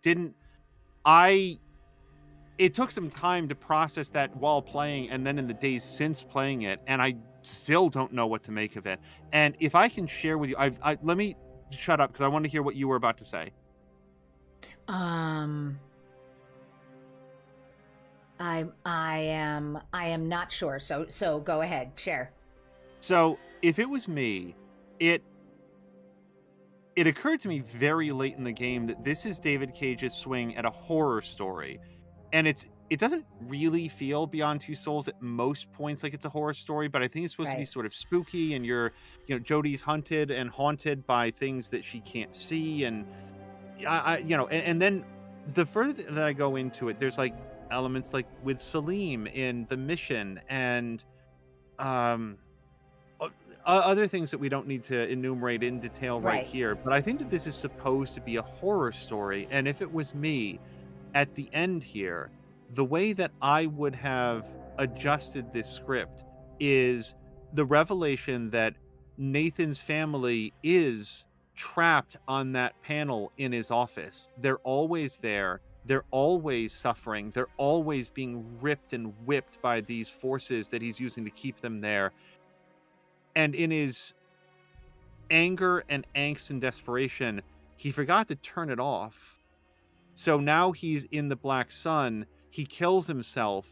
He reinstantiates himself and goes to like find his family. Now they'll come to me. And then he realizes once the pain of that he's experiencing in life is away and he can think more clearly, he realizes the machine is still on. They're still trapped there. Oh my God. And I can't get to them anymore. I can't turn it off and rescue them. And I've consigned them to that fate because, as with everything condenser related, the fucking off switch breaks. So they can't I think that I would have had that be his final fate. Wow. That he it would have been way darker, but it would have been more fitting for the story that like, and also, by the way, not have maybe sent the message that shooting himself in the head was going to get him everything he'd ever wished for. It, Yeah. I sometimes it's interesting to think about like how a horror story can end, and I think that that might have been the way that I would have gone with Nathan's character, not because I feel like he's a character that deserves a ton of punishment, but sometimes the worst endings have to be reserved for people who were just misguided and made a series of mistakes, and Right. that's narratively the most horrific at all. When a bad person gets their comeuppance, it feels Yeah. good. When somebody who lost sight of themselves for a while does something that hurts those who love them the most. I mean, the alternative would have been Nathan arriving in the afterlife and his wife and daughter being there, and they're like half faded, they're ruined, they're damaged in Yeah. some way, and Yeah. they hate him for it. Yeah. That would have been another option, but it's just me workshopping.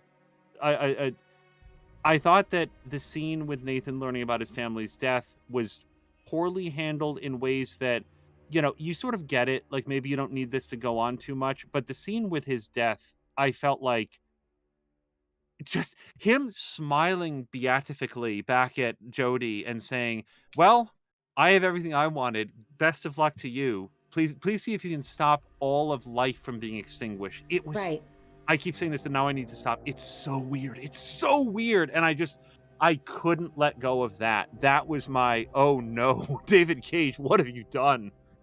And here's the thing: as there are a couple of things going on for me. The thing I was much more focused on is just what are the mechanics of all of this? Logistically, how was this supposed to work?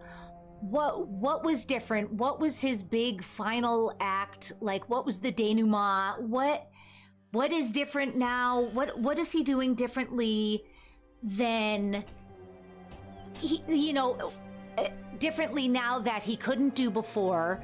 Why did he need, like, if we're going into the Black Sun, why did we need to bring the containment field down? Like, why did, if we were going into it, and clearly we had these belts that would protect us, they were sitting right outside this door, actually, now that I'm thinking about it, for the Black Sun to have not been a place that people had gone in before. They sure did have a whole bunch of laser tag vests sitting in the waiting room.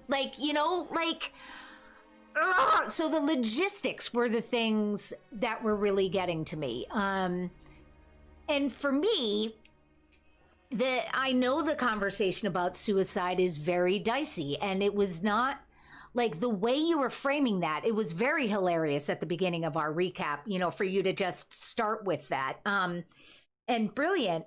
But I hadn't framed it that way. And I appreciate that insight, although I feel like we don't get see, and this is a really dicey topic to talk about, but I feel like I say this in my playthrough, and I don't know why I'm like dancing around this so much, but it's life for the sake of life.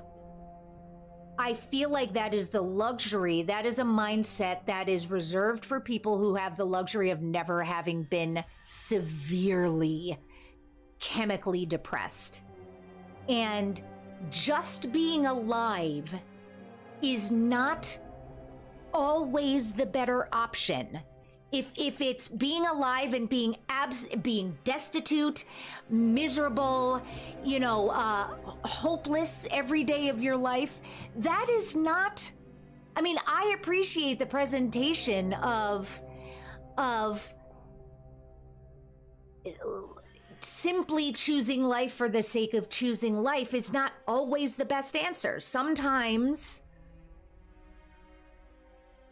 not being alive is the better answer. And I know that the pat thing for people to say is suicide is a temporary solution or a permanent solution to a temporary problem.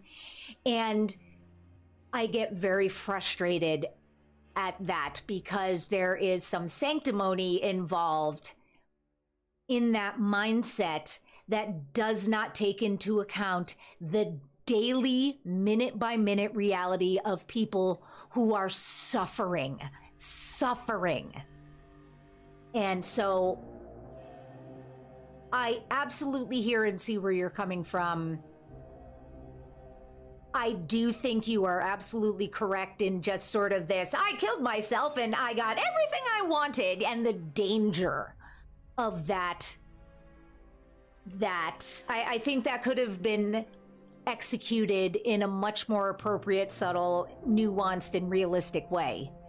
But I also do appreciate and this is, I don't know that this is in the story anywhere, but when I think about my life and the life of people I care about who suffer from depression, my filter is there. My filter, I've got a preset filter that says life just for the sake of being alive is not always the better option.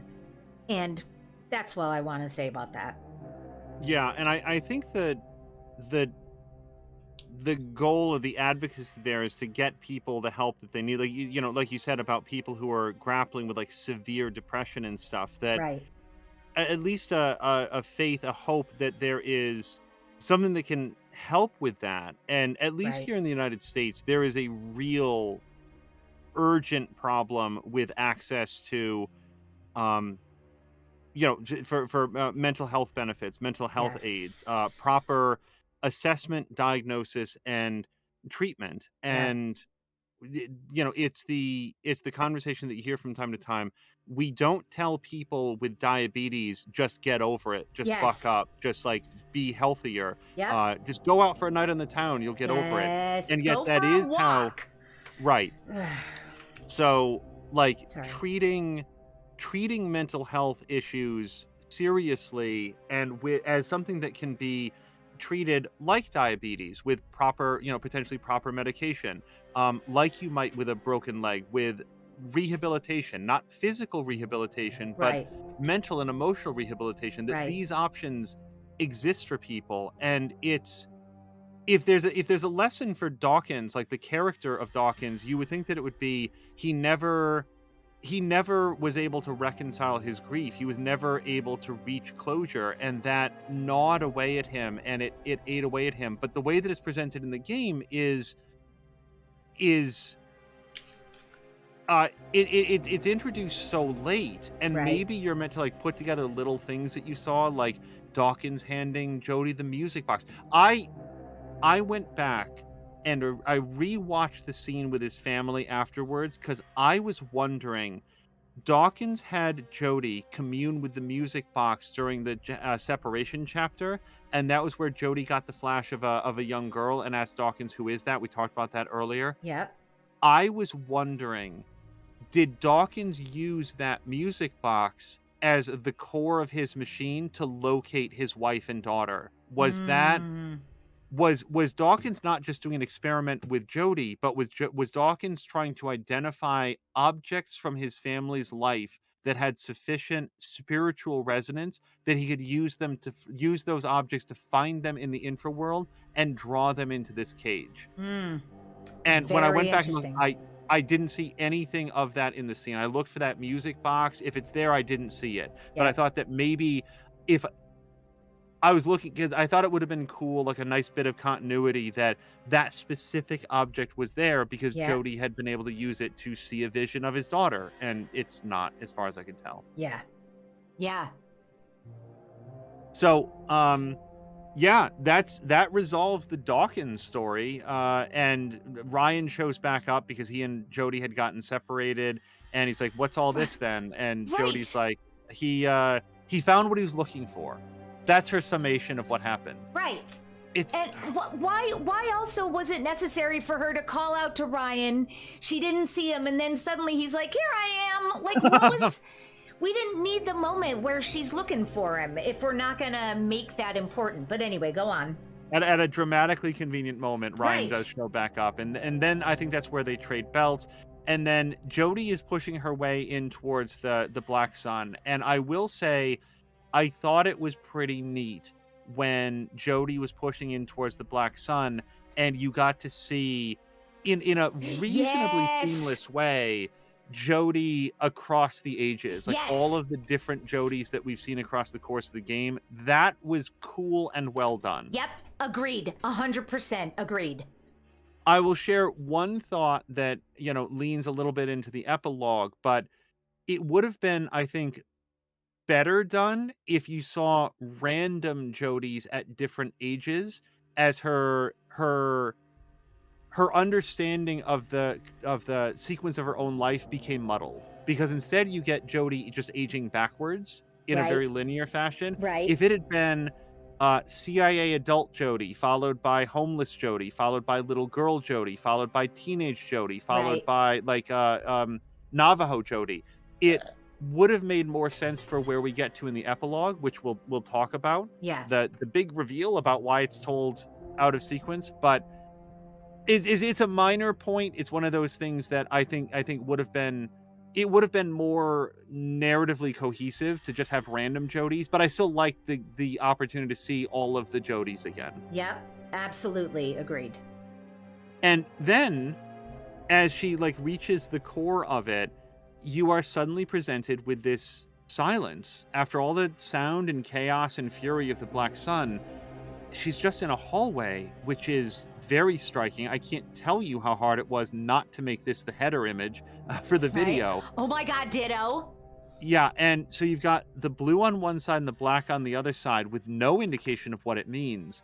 Can I just ask, which one did you go for first? I sat on that decision for quite some time. And there were a number of options that I weighed. And one was clearly they're encouraging us to go toward the light side, which for me makes me want to go toward the dark side, because there's don't give me a choice if it's obvious which choice you want me to pick. And then I thought, no, Mia, that's just being obstinate. Is that what you really want? And then I thought, well, I bet Angel is going to choose the light side. And I'm so curious what the dark side is. So, maybe I can just pick the dark side, and that way I'll get to see both, because I'm really, really curious. And then I finally just went, fuck it, dark side. And then it turned out that was irrelevant. I chose the dark, is the short answer. Well, it gives you more information, which I appreciate. I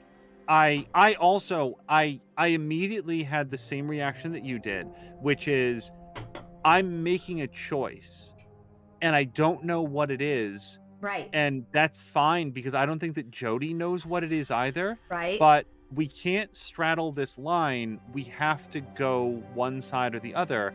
And I pretty much immediately went to the dark side. Oh, shut up, Angel. Shut up.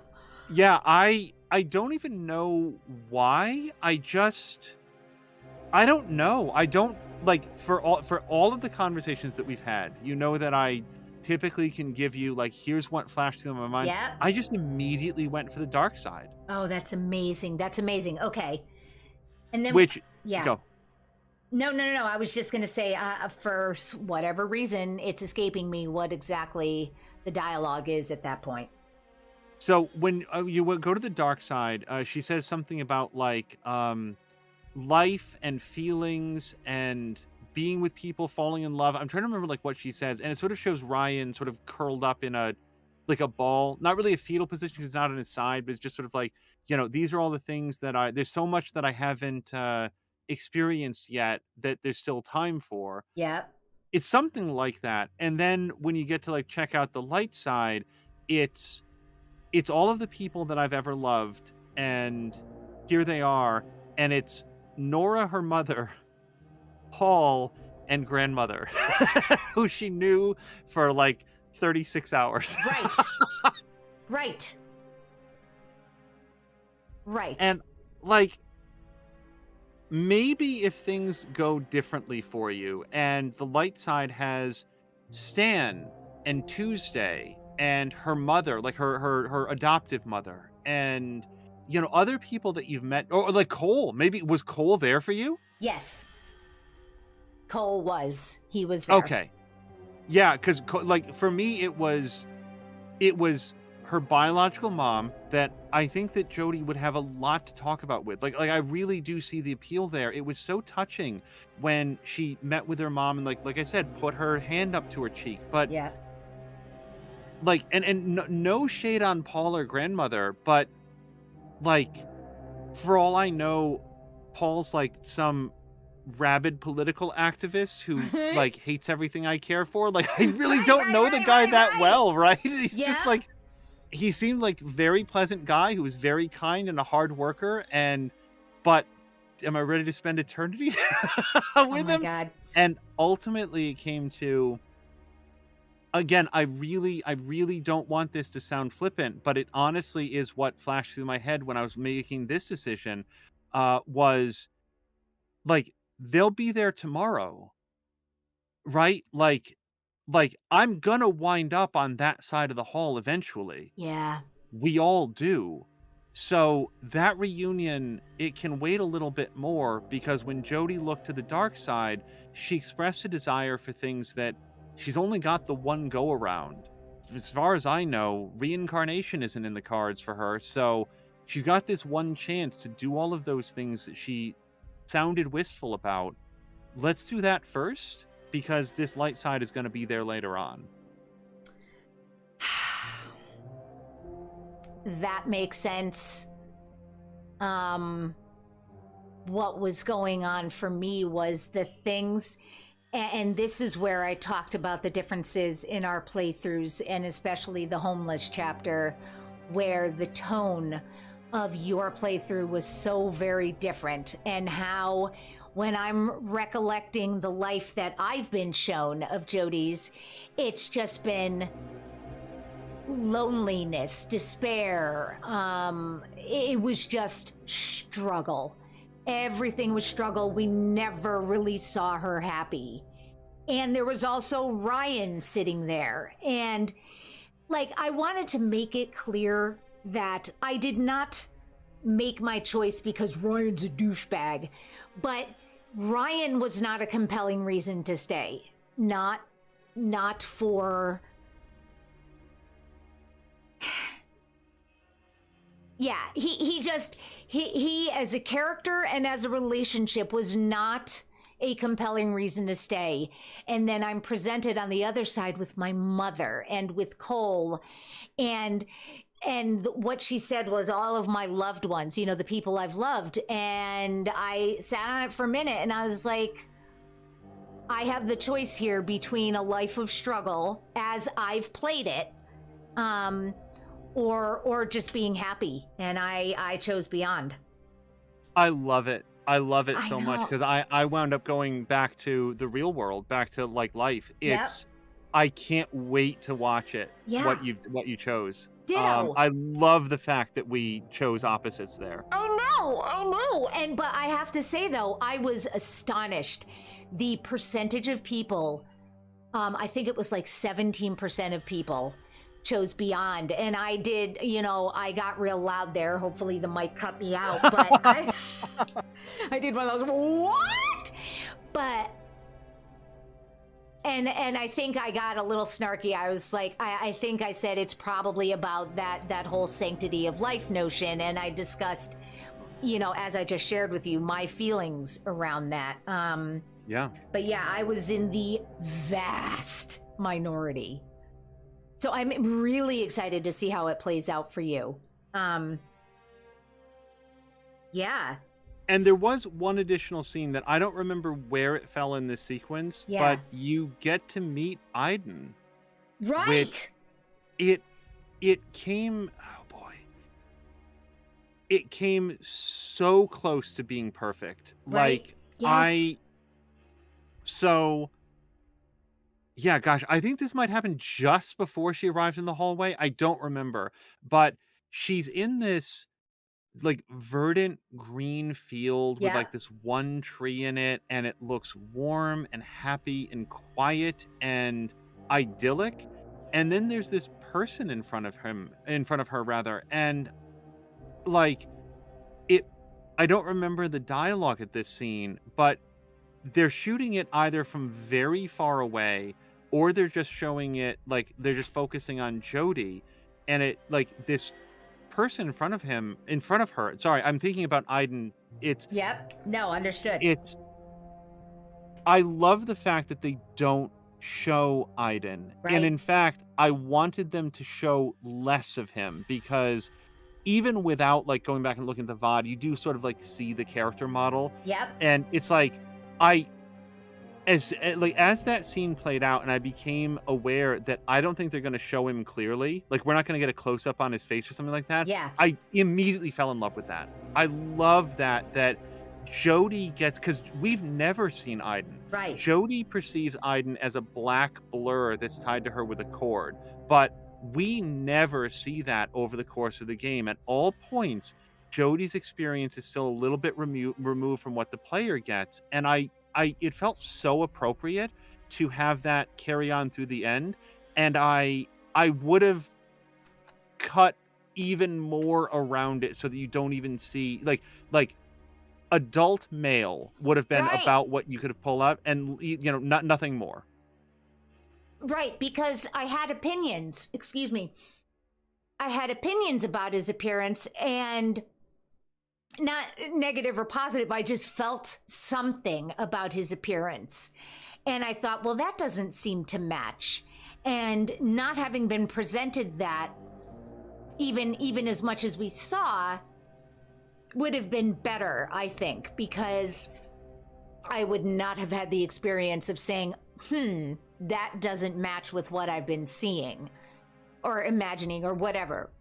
And I also had a moment where I was like, why isn't he talking? Like, why doesn't he say something to her? Until I shook it off and went, well, right, he's never spoken to her. Why would he speak to her now? Like, he can't. He doesn't have a voice.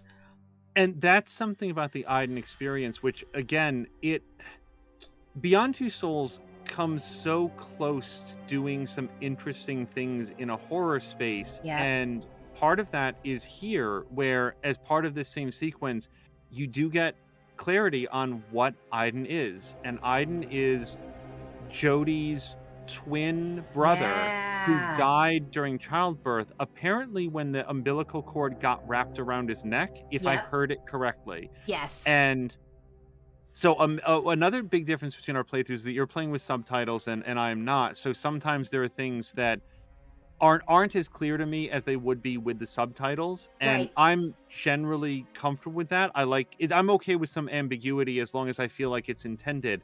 And I briefly thought that there was some implication that Aiden had. This is going to sound very stupid, but then I'll explain why I thought this. So in a moment, I'm going to give a spoiler for the alternate ending, not the actual ending, but the alternate ending of, like, it's on the DVD for the butterfly effect.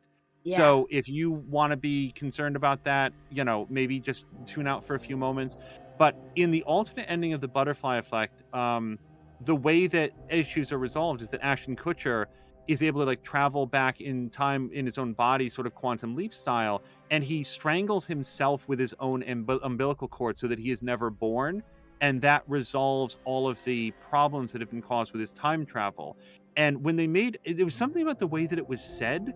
I thought, wait, is it being implied here that Aiden or maybe Jodie killed Aiden Right. in utero? But it doesn't. I just wanted to share that if you watch my VOD, I'm very confused for a few moments and then don't really illuminate why. And I wanted to wait so that we could maybe talk on it here. And it was wrong, but I at least briefly thought that. Sure, except I don't know how wrong that was because, I've got the survivor guilt thing, and I think I had a moment of, awesome, so you're telling me I killed my twin. So you're not so far off in wondering if that's what happened. Like in having that be a thought.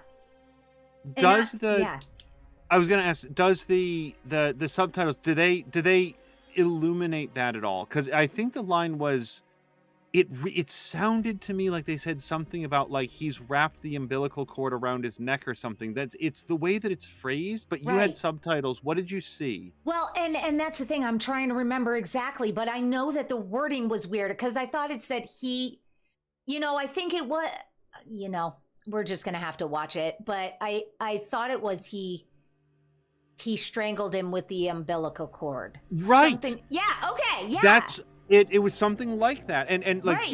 people watching this after having actually watched your VOD Right. probably like, but like I Ah! haven't gotten a chance to see any of this. So Yeah. this is where we hash that out. Yeah, it's a it's an oddly delivered line that Yes. seems to imply that something more happened. Right. Agreed. Also, like, did you have this sense? Like, I was on this ride, so the fact that Iden was her twin came as a revelation to me, which I very much appreciated. But I don't know if other people playing it, you know, were just like, yeah, of course, I figured that out, you know, in episode 2 or whatever. Did you have that understanding? No, I mean I never it Awesome. didn't ever occur to me that he might be a blood relative. And here's where it gets back to like the horror of that. It's the realization that Iden is a person that never got to be, Right. and throughout his entire existence, the only person that can perceive him is Jody. And suddenly I cast back to all of the different things that had happened in the various scenes. Yeah. I had thought from the beginning, Iden is some sort of extra natural spirit that became attached to Jody. Maybe he used to be human, maybe he didn't. I was very interested in your Navajo playthrough when you noted what would even lead you to believe that you asked the game, what would even believe you to believe that Iden has a soul? Right. And for me, I'd never questioned that Iden was a soul. Right. It didn't occur to me like whose he might be. And the revelation that he was the twin that didn't get to be born, that he, like, when we see Jody wandering around her family's house and Iden is there, Iden is trying to play with her. Iden is like moving the dolls around. Iden is making static on the phone when she's pretending to talk on the phone. Iden is Jody's age. And where Jody can go play with the kids out in the snowball fight, Iden has no one to play with. No one can see him. No one can hold him. Right. No one can console him or teach him or discipline him. The only person that can perceive his presence in anything other than random knocks is Jody, and that's why he's so angry and he lashes out when she starts to form relationships with others, because Right. that's less emotional space for him. It's nightmarish Right. when you think about what his experience has been. And that's it sort of comes together in that scene in the field where they get to come face to face and Jody gets to see, and only Jody really gets to see, the person that he would have been. And Right.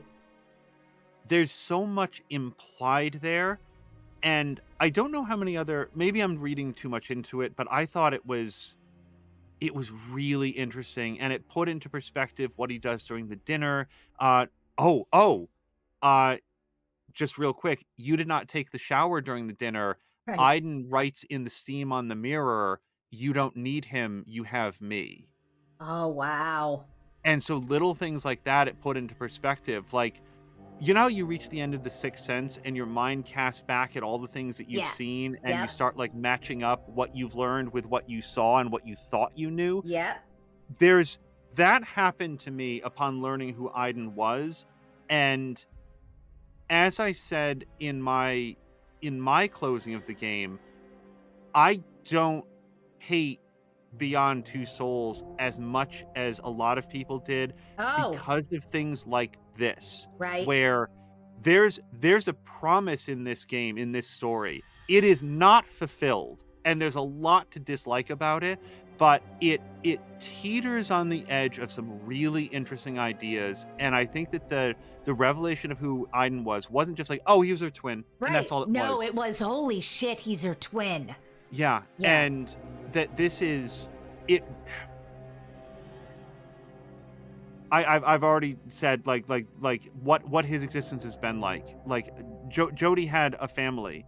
It wasn't a family that did right by her, but she had people, like at least an adoptive mother, who showed affection to her. Right. Nobody ever showed Iden affection. Nobody ever did. Right. He was always alone. And sorry, that just resonated. And I thought that That's it. I just wanted to like highlight that as being like, I think that's a thing that the game almost accomplished. Right. And I very much appreciate that. And for me, what was happening, or I appreciate that because for me, what was happening was, yes, their relationship was a sibling relationship. He would annoy her, but she loved him, you know, and she was dependent on him, but he still got under her skin. Like, yeah, that they represented the siblingness of the two of them very, very well, I thought. And I was not thinking about what that would have been like for him. So I appreciate like taking a moment to think about it. Yeah, So it was cool. yeah. Go. So this was not this game was not well received? Oh no, people really dislike it. Like, yeah, I mean, like, there's at least a couple more scenes to talk about, Sure, but sorry. like my experience with Beyond Two Souls prior to having played it was exclusively by way of my memory's very mediocre reviews. Andrew Reiner, the current editor-in-chief, former executive editor over at Game Informer, like talking during like some super replay about like how he was playing it and he really, really disliked it very much. Joe Juba over at Game Informer saying like, yeah, Beyond Two Souls, boy, that game is really long for what it is. It just keeps going. Like, I didn't know anything. You can intuit a couple things about the name Beyond Two Souls, but I really didn't know anything about the premise, only that it was very poorly received, even among David Cage games that are not especially well received most of the time. So Oh. yeah, and I would toss in there, in my experience, even Indigo Prophecy has better gameplay. The story is bunk in Right. in Indigo Prophecy. I mean, it's total nonsense. It feels like they put 3 scripts into a blender and only pulled out like a fifth of any of them. But the actual gameplay, I felt more engaged in a wider variety of ways with like in Indigo Prophecy, you have to like manage your claustrophobia, your fear of the dark. You have to you can do things like play the guitar. You have to manage your sanity, which is, it's not a mechanic that is, as we talked about in this game, very or even minimally understanding towards people who grapple with real life mental health issues. Right. But it is a gameplay system nonetheless. And in Beyond Two Souls, from a gameplay perspective, you are very rarely doing anything more than reaching the point at which the game is going to give you a couple binary options. Oh, And interesting. it's a much simpler game with a much, much, much better told story than Indigo Prophecy. Yeah. Sure. But falls, I think, well below my personal experience with both Heavy Rain and Detroit. I don't mean to oversell Detroit, which is the one game we've discussed that you have not played. Right. Just, I didn't have this level of mechanical problems with Detroit that I remember. And that is something to look forward to, because I'd love to play a Quantic Dream game that doesn't piss me off mechanically. You know, like I think if I went back and played Heavy Rain with a fucking controller, it would be a different experience. I know it would be a different experience. Left Yeah. on the stick is way more intuitive than tap A. Tap, Jesus. tap A. Yeah. You know, definitely the control sticks would do you better. Yeah. So from that hallway, it sounds like things diverge entirely. For the most part, I want to watch it. Yeah. But how would ditto. you sum up what happened for you? I can't, because I don't know what the fuck it was. Like well, wait, so do you want me to tell you what happened or Sure. Yeah. Because the people in the VOD, the people who watch this will already have seen it. So Right. like, especially for them, I'm all ears. All right, so it was we exist as just sort of a spirit ourselves, and we're speaking about like I can be around my loved ones, which unfortunately they included fucking Ryan in there despite my best attempts. But also I can travel the cosmos, and it was this nebulous sense of I'm a soul, but also like a dimensional traveler kind of, and then we were in Zoe. We were talking to Zoe.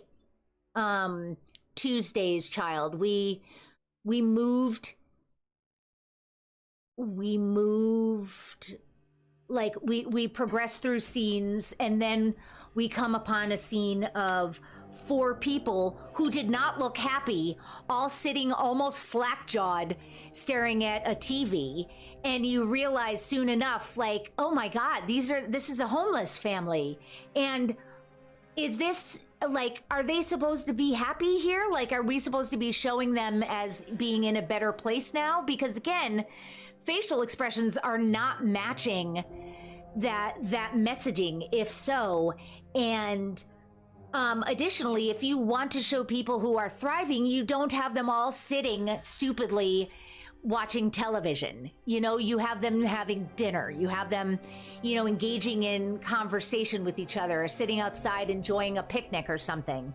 But we're doing this voiceover about how we're a traveler, this, that, and the other, and then suddenly the voice changes, and we're Zoe, who was not like, as far as a voice actor is concerned, I think everybody did a brilliant job, and the last person they chose to have speak in the game was a real disappointment, because and this is not me picking on a child actor, but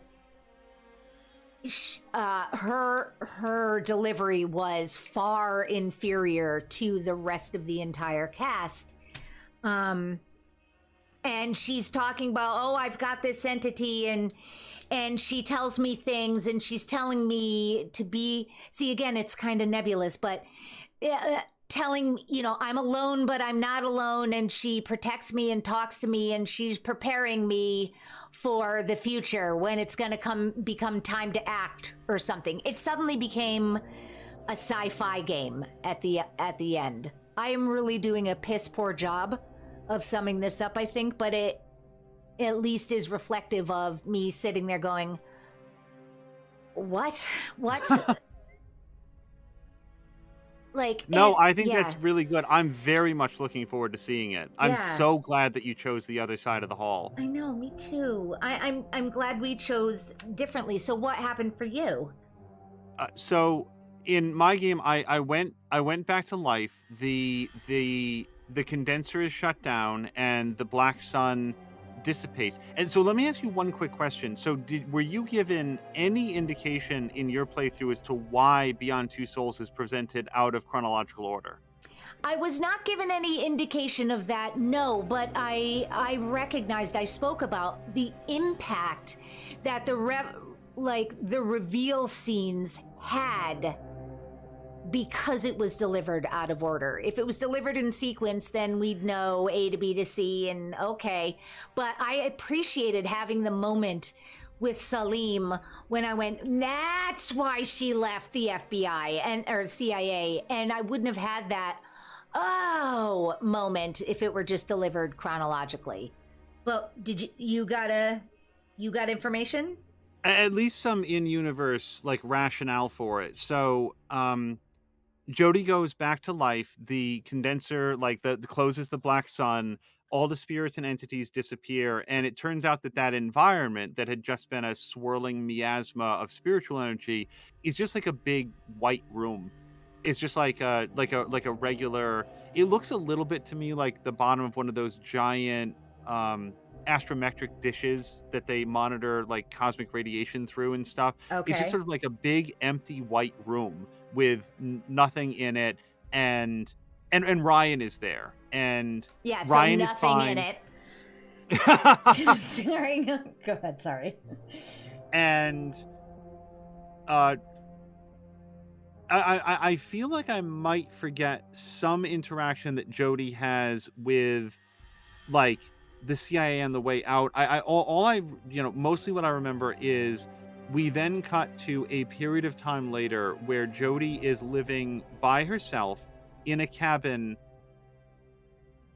Yeah, in a cabin by, like, a river, like, out in the woods, and she's wearing, like, a winter hat, like a hat to keep warm, and the narration makes it clear that she the events of her life, she says that I spent too much time on the other side, and everything is all jumbled up now. I can't Oh, remember the events of my life in sequence, and I just find myself staring off into space for long periods of time trying to piece it together.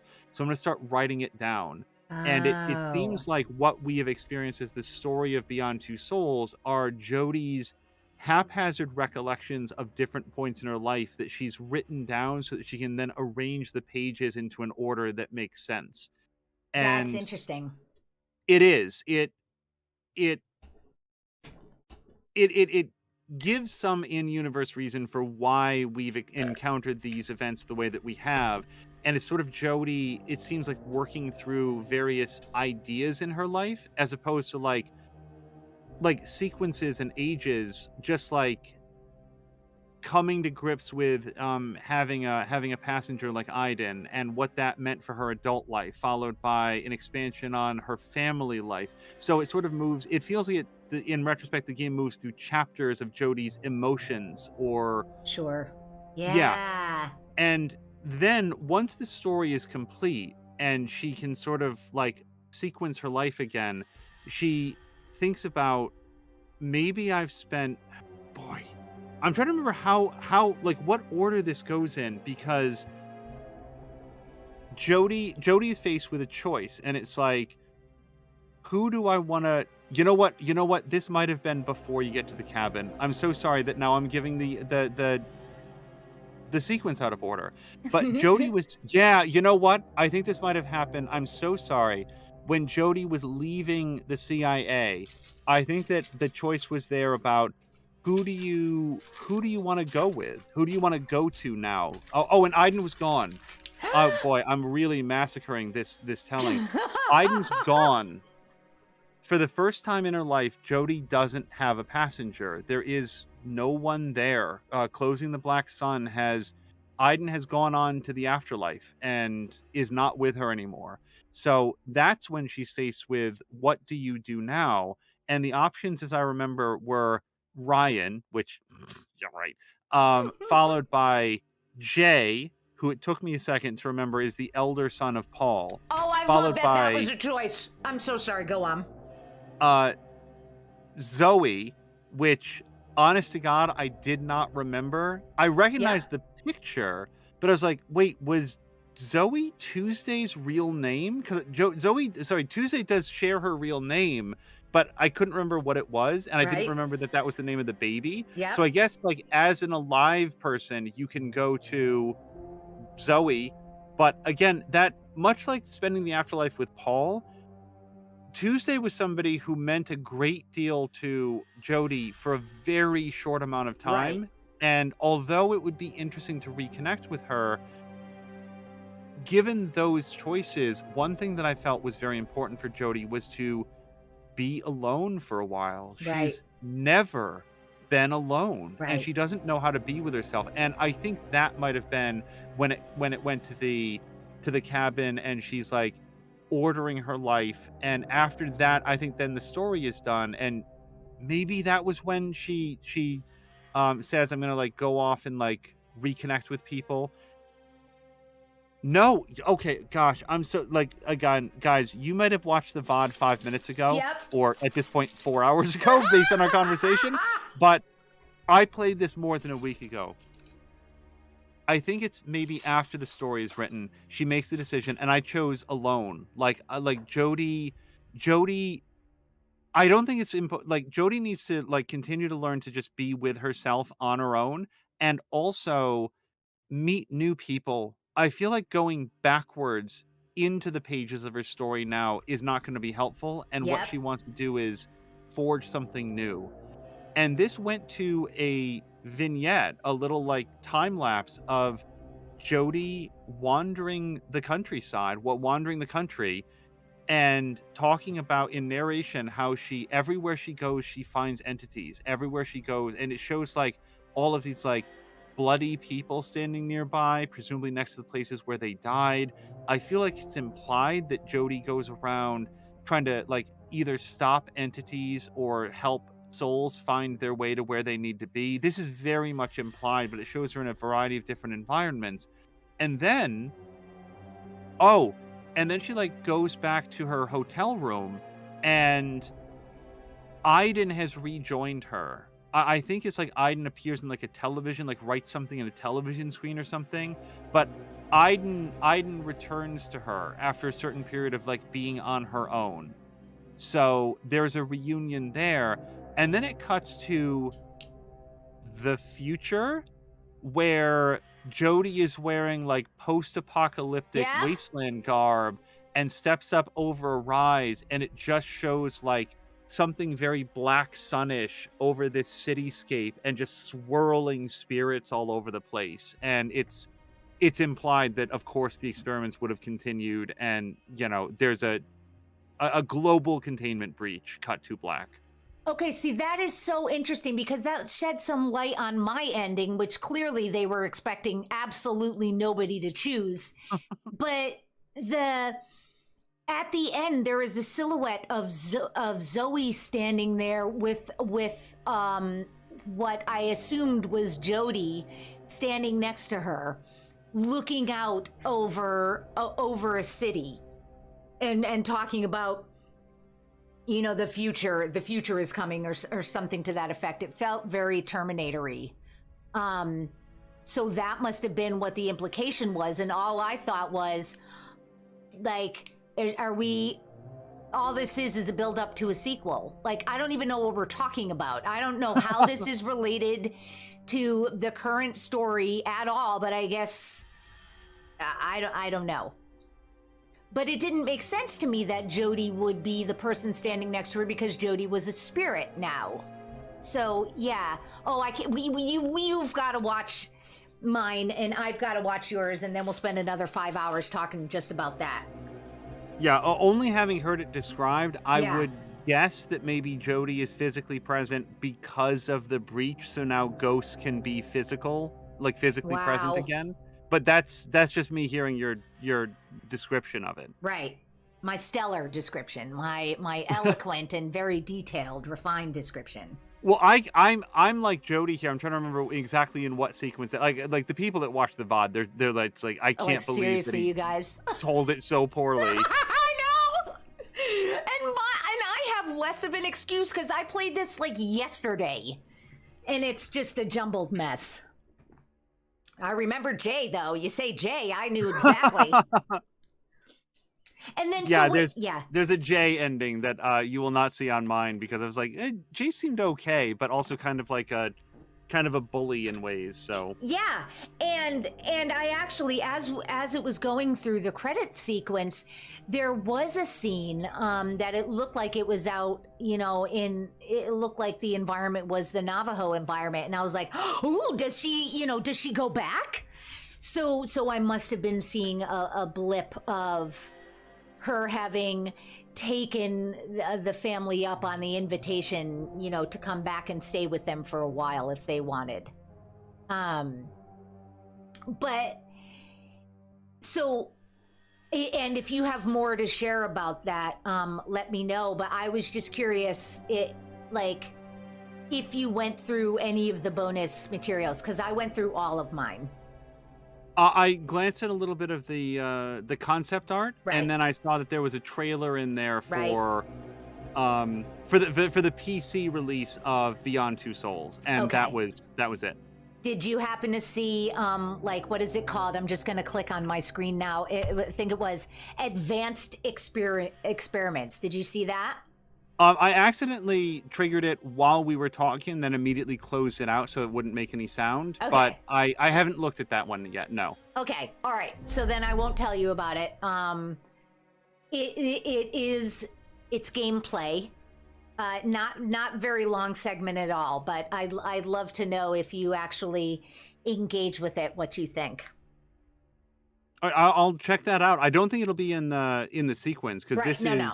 this is for sure the most exhaustive outro that I think either of us has ever done for a game. Like we I it was know. so much fun to talk to you about this and to Oh, like work it out and to check in with you as we went. And I hope that yes. people who have watched this sequence in the VODs enjoyed it as well because this was all to help, cover for some time that you were on hiatus and Yeah. I I love the fact that you were thinking of your subscribers and wanted to make sure that there was a steady stream of content, and I'm really glad that I was able to help out. And I'm so glad that I shared in my final episode just how enjoyable this was to play this in parallel with you. I'm so glad you suggested it, and I think it's going to be difficult for us to find more games that we haven't played, although we do have one that we're going to play together for sure. Hmm. But I want to do this again because this was just too much fun. Yeah, Yeah. yeah. This is like peak narrative game for me, where Yes. as we go through, we get a chance to talk about what's happened, what we think might happen. Touch base on the story and the mechanics so far. I had a great time. Is there Ditto. like I've covered everything I can think of any because this is it. We don't get to talk about it on stream too much after this. Anything else you can think of that we didn't cover? I don't think so. Um, yeah, I don't think so. All right, so I guess that concludes our thorough playthrough and deconstruction of Beyond Two Souls. For more content like this, mostly in a live format, but who knows? Maybe we'll get a chance to do some more VODs in the future. Please do check out twitch.tv/more than Amia and twitch.tv/auspicious angel. No Yes. spaces or punctuation, easy to find. And for sure, be sure to check out the collections tab.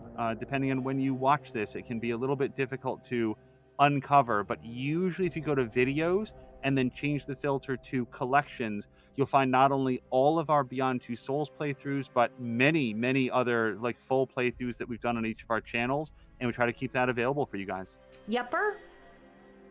All right, Mia, thank you so much. We will talk again real soon. Absolutely. Thank you, Angel. And thanks to everybody who came on this journey with us. Yes, lots of fun. Yes. All right, I'll All talk to right. you soon. Bye. Bye.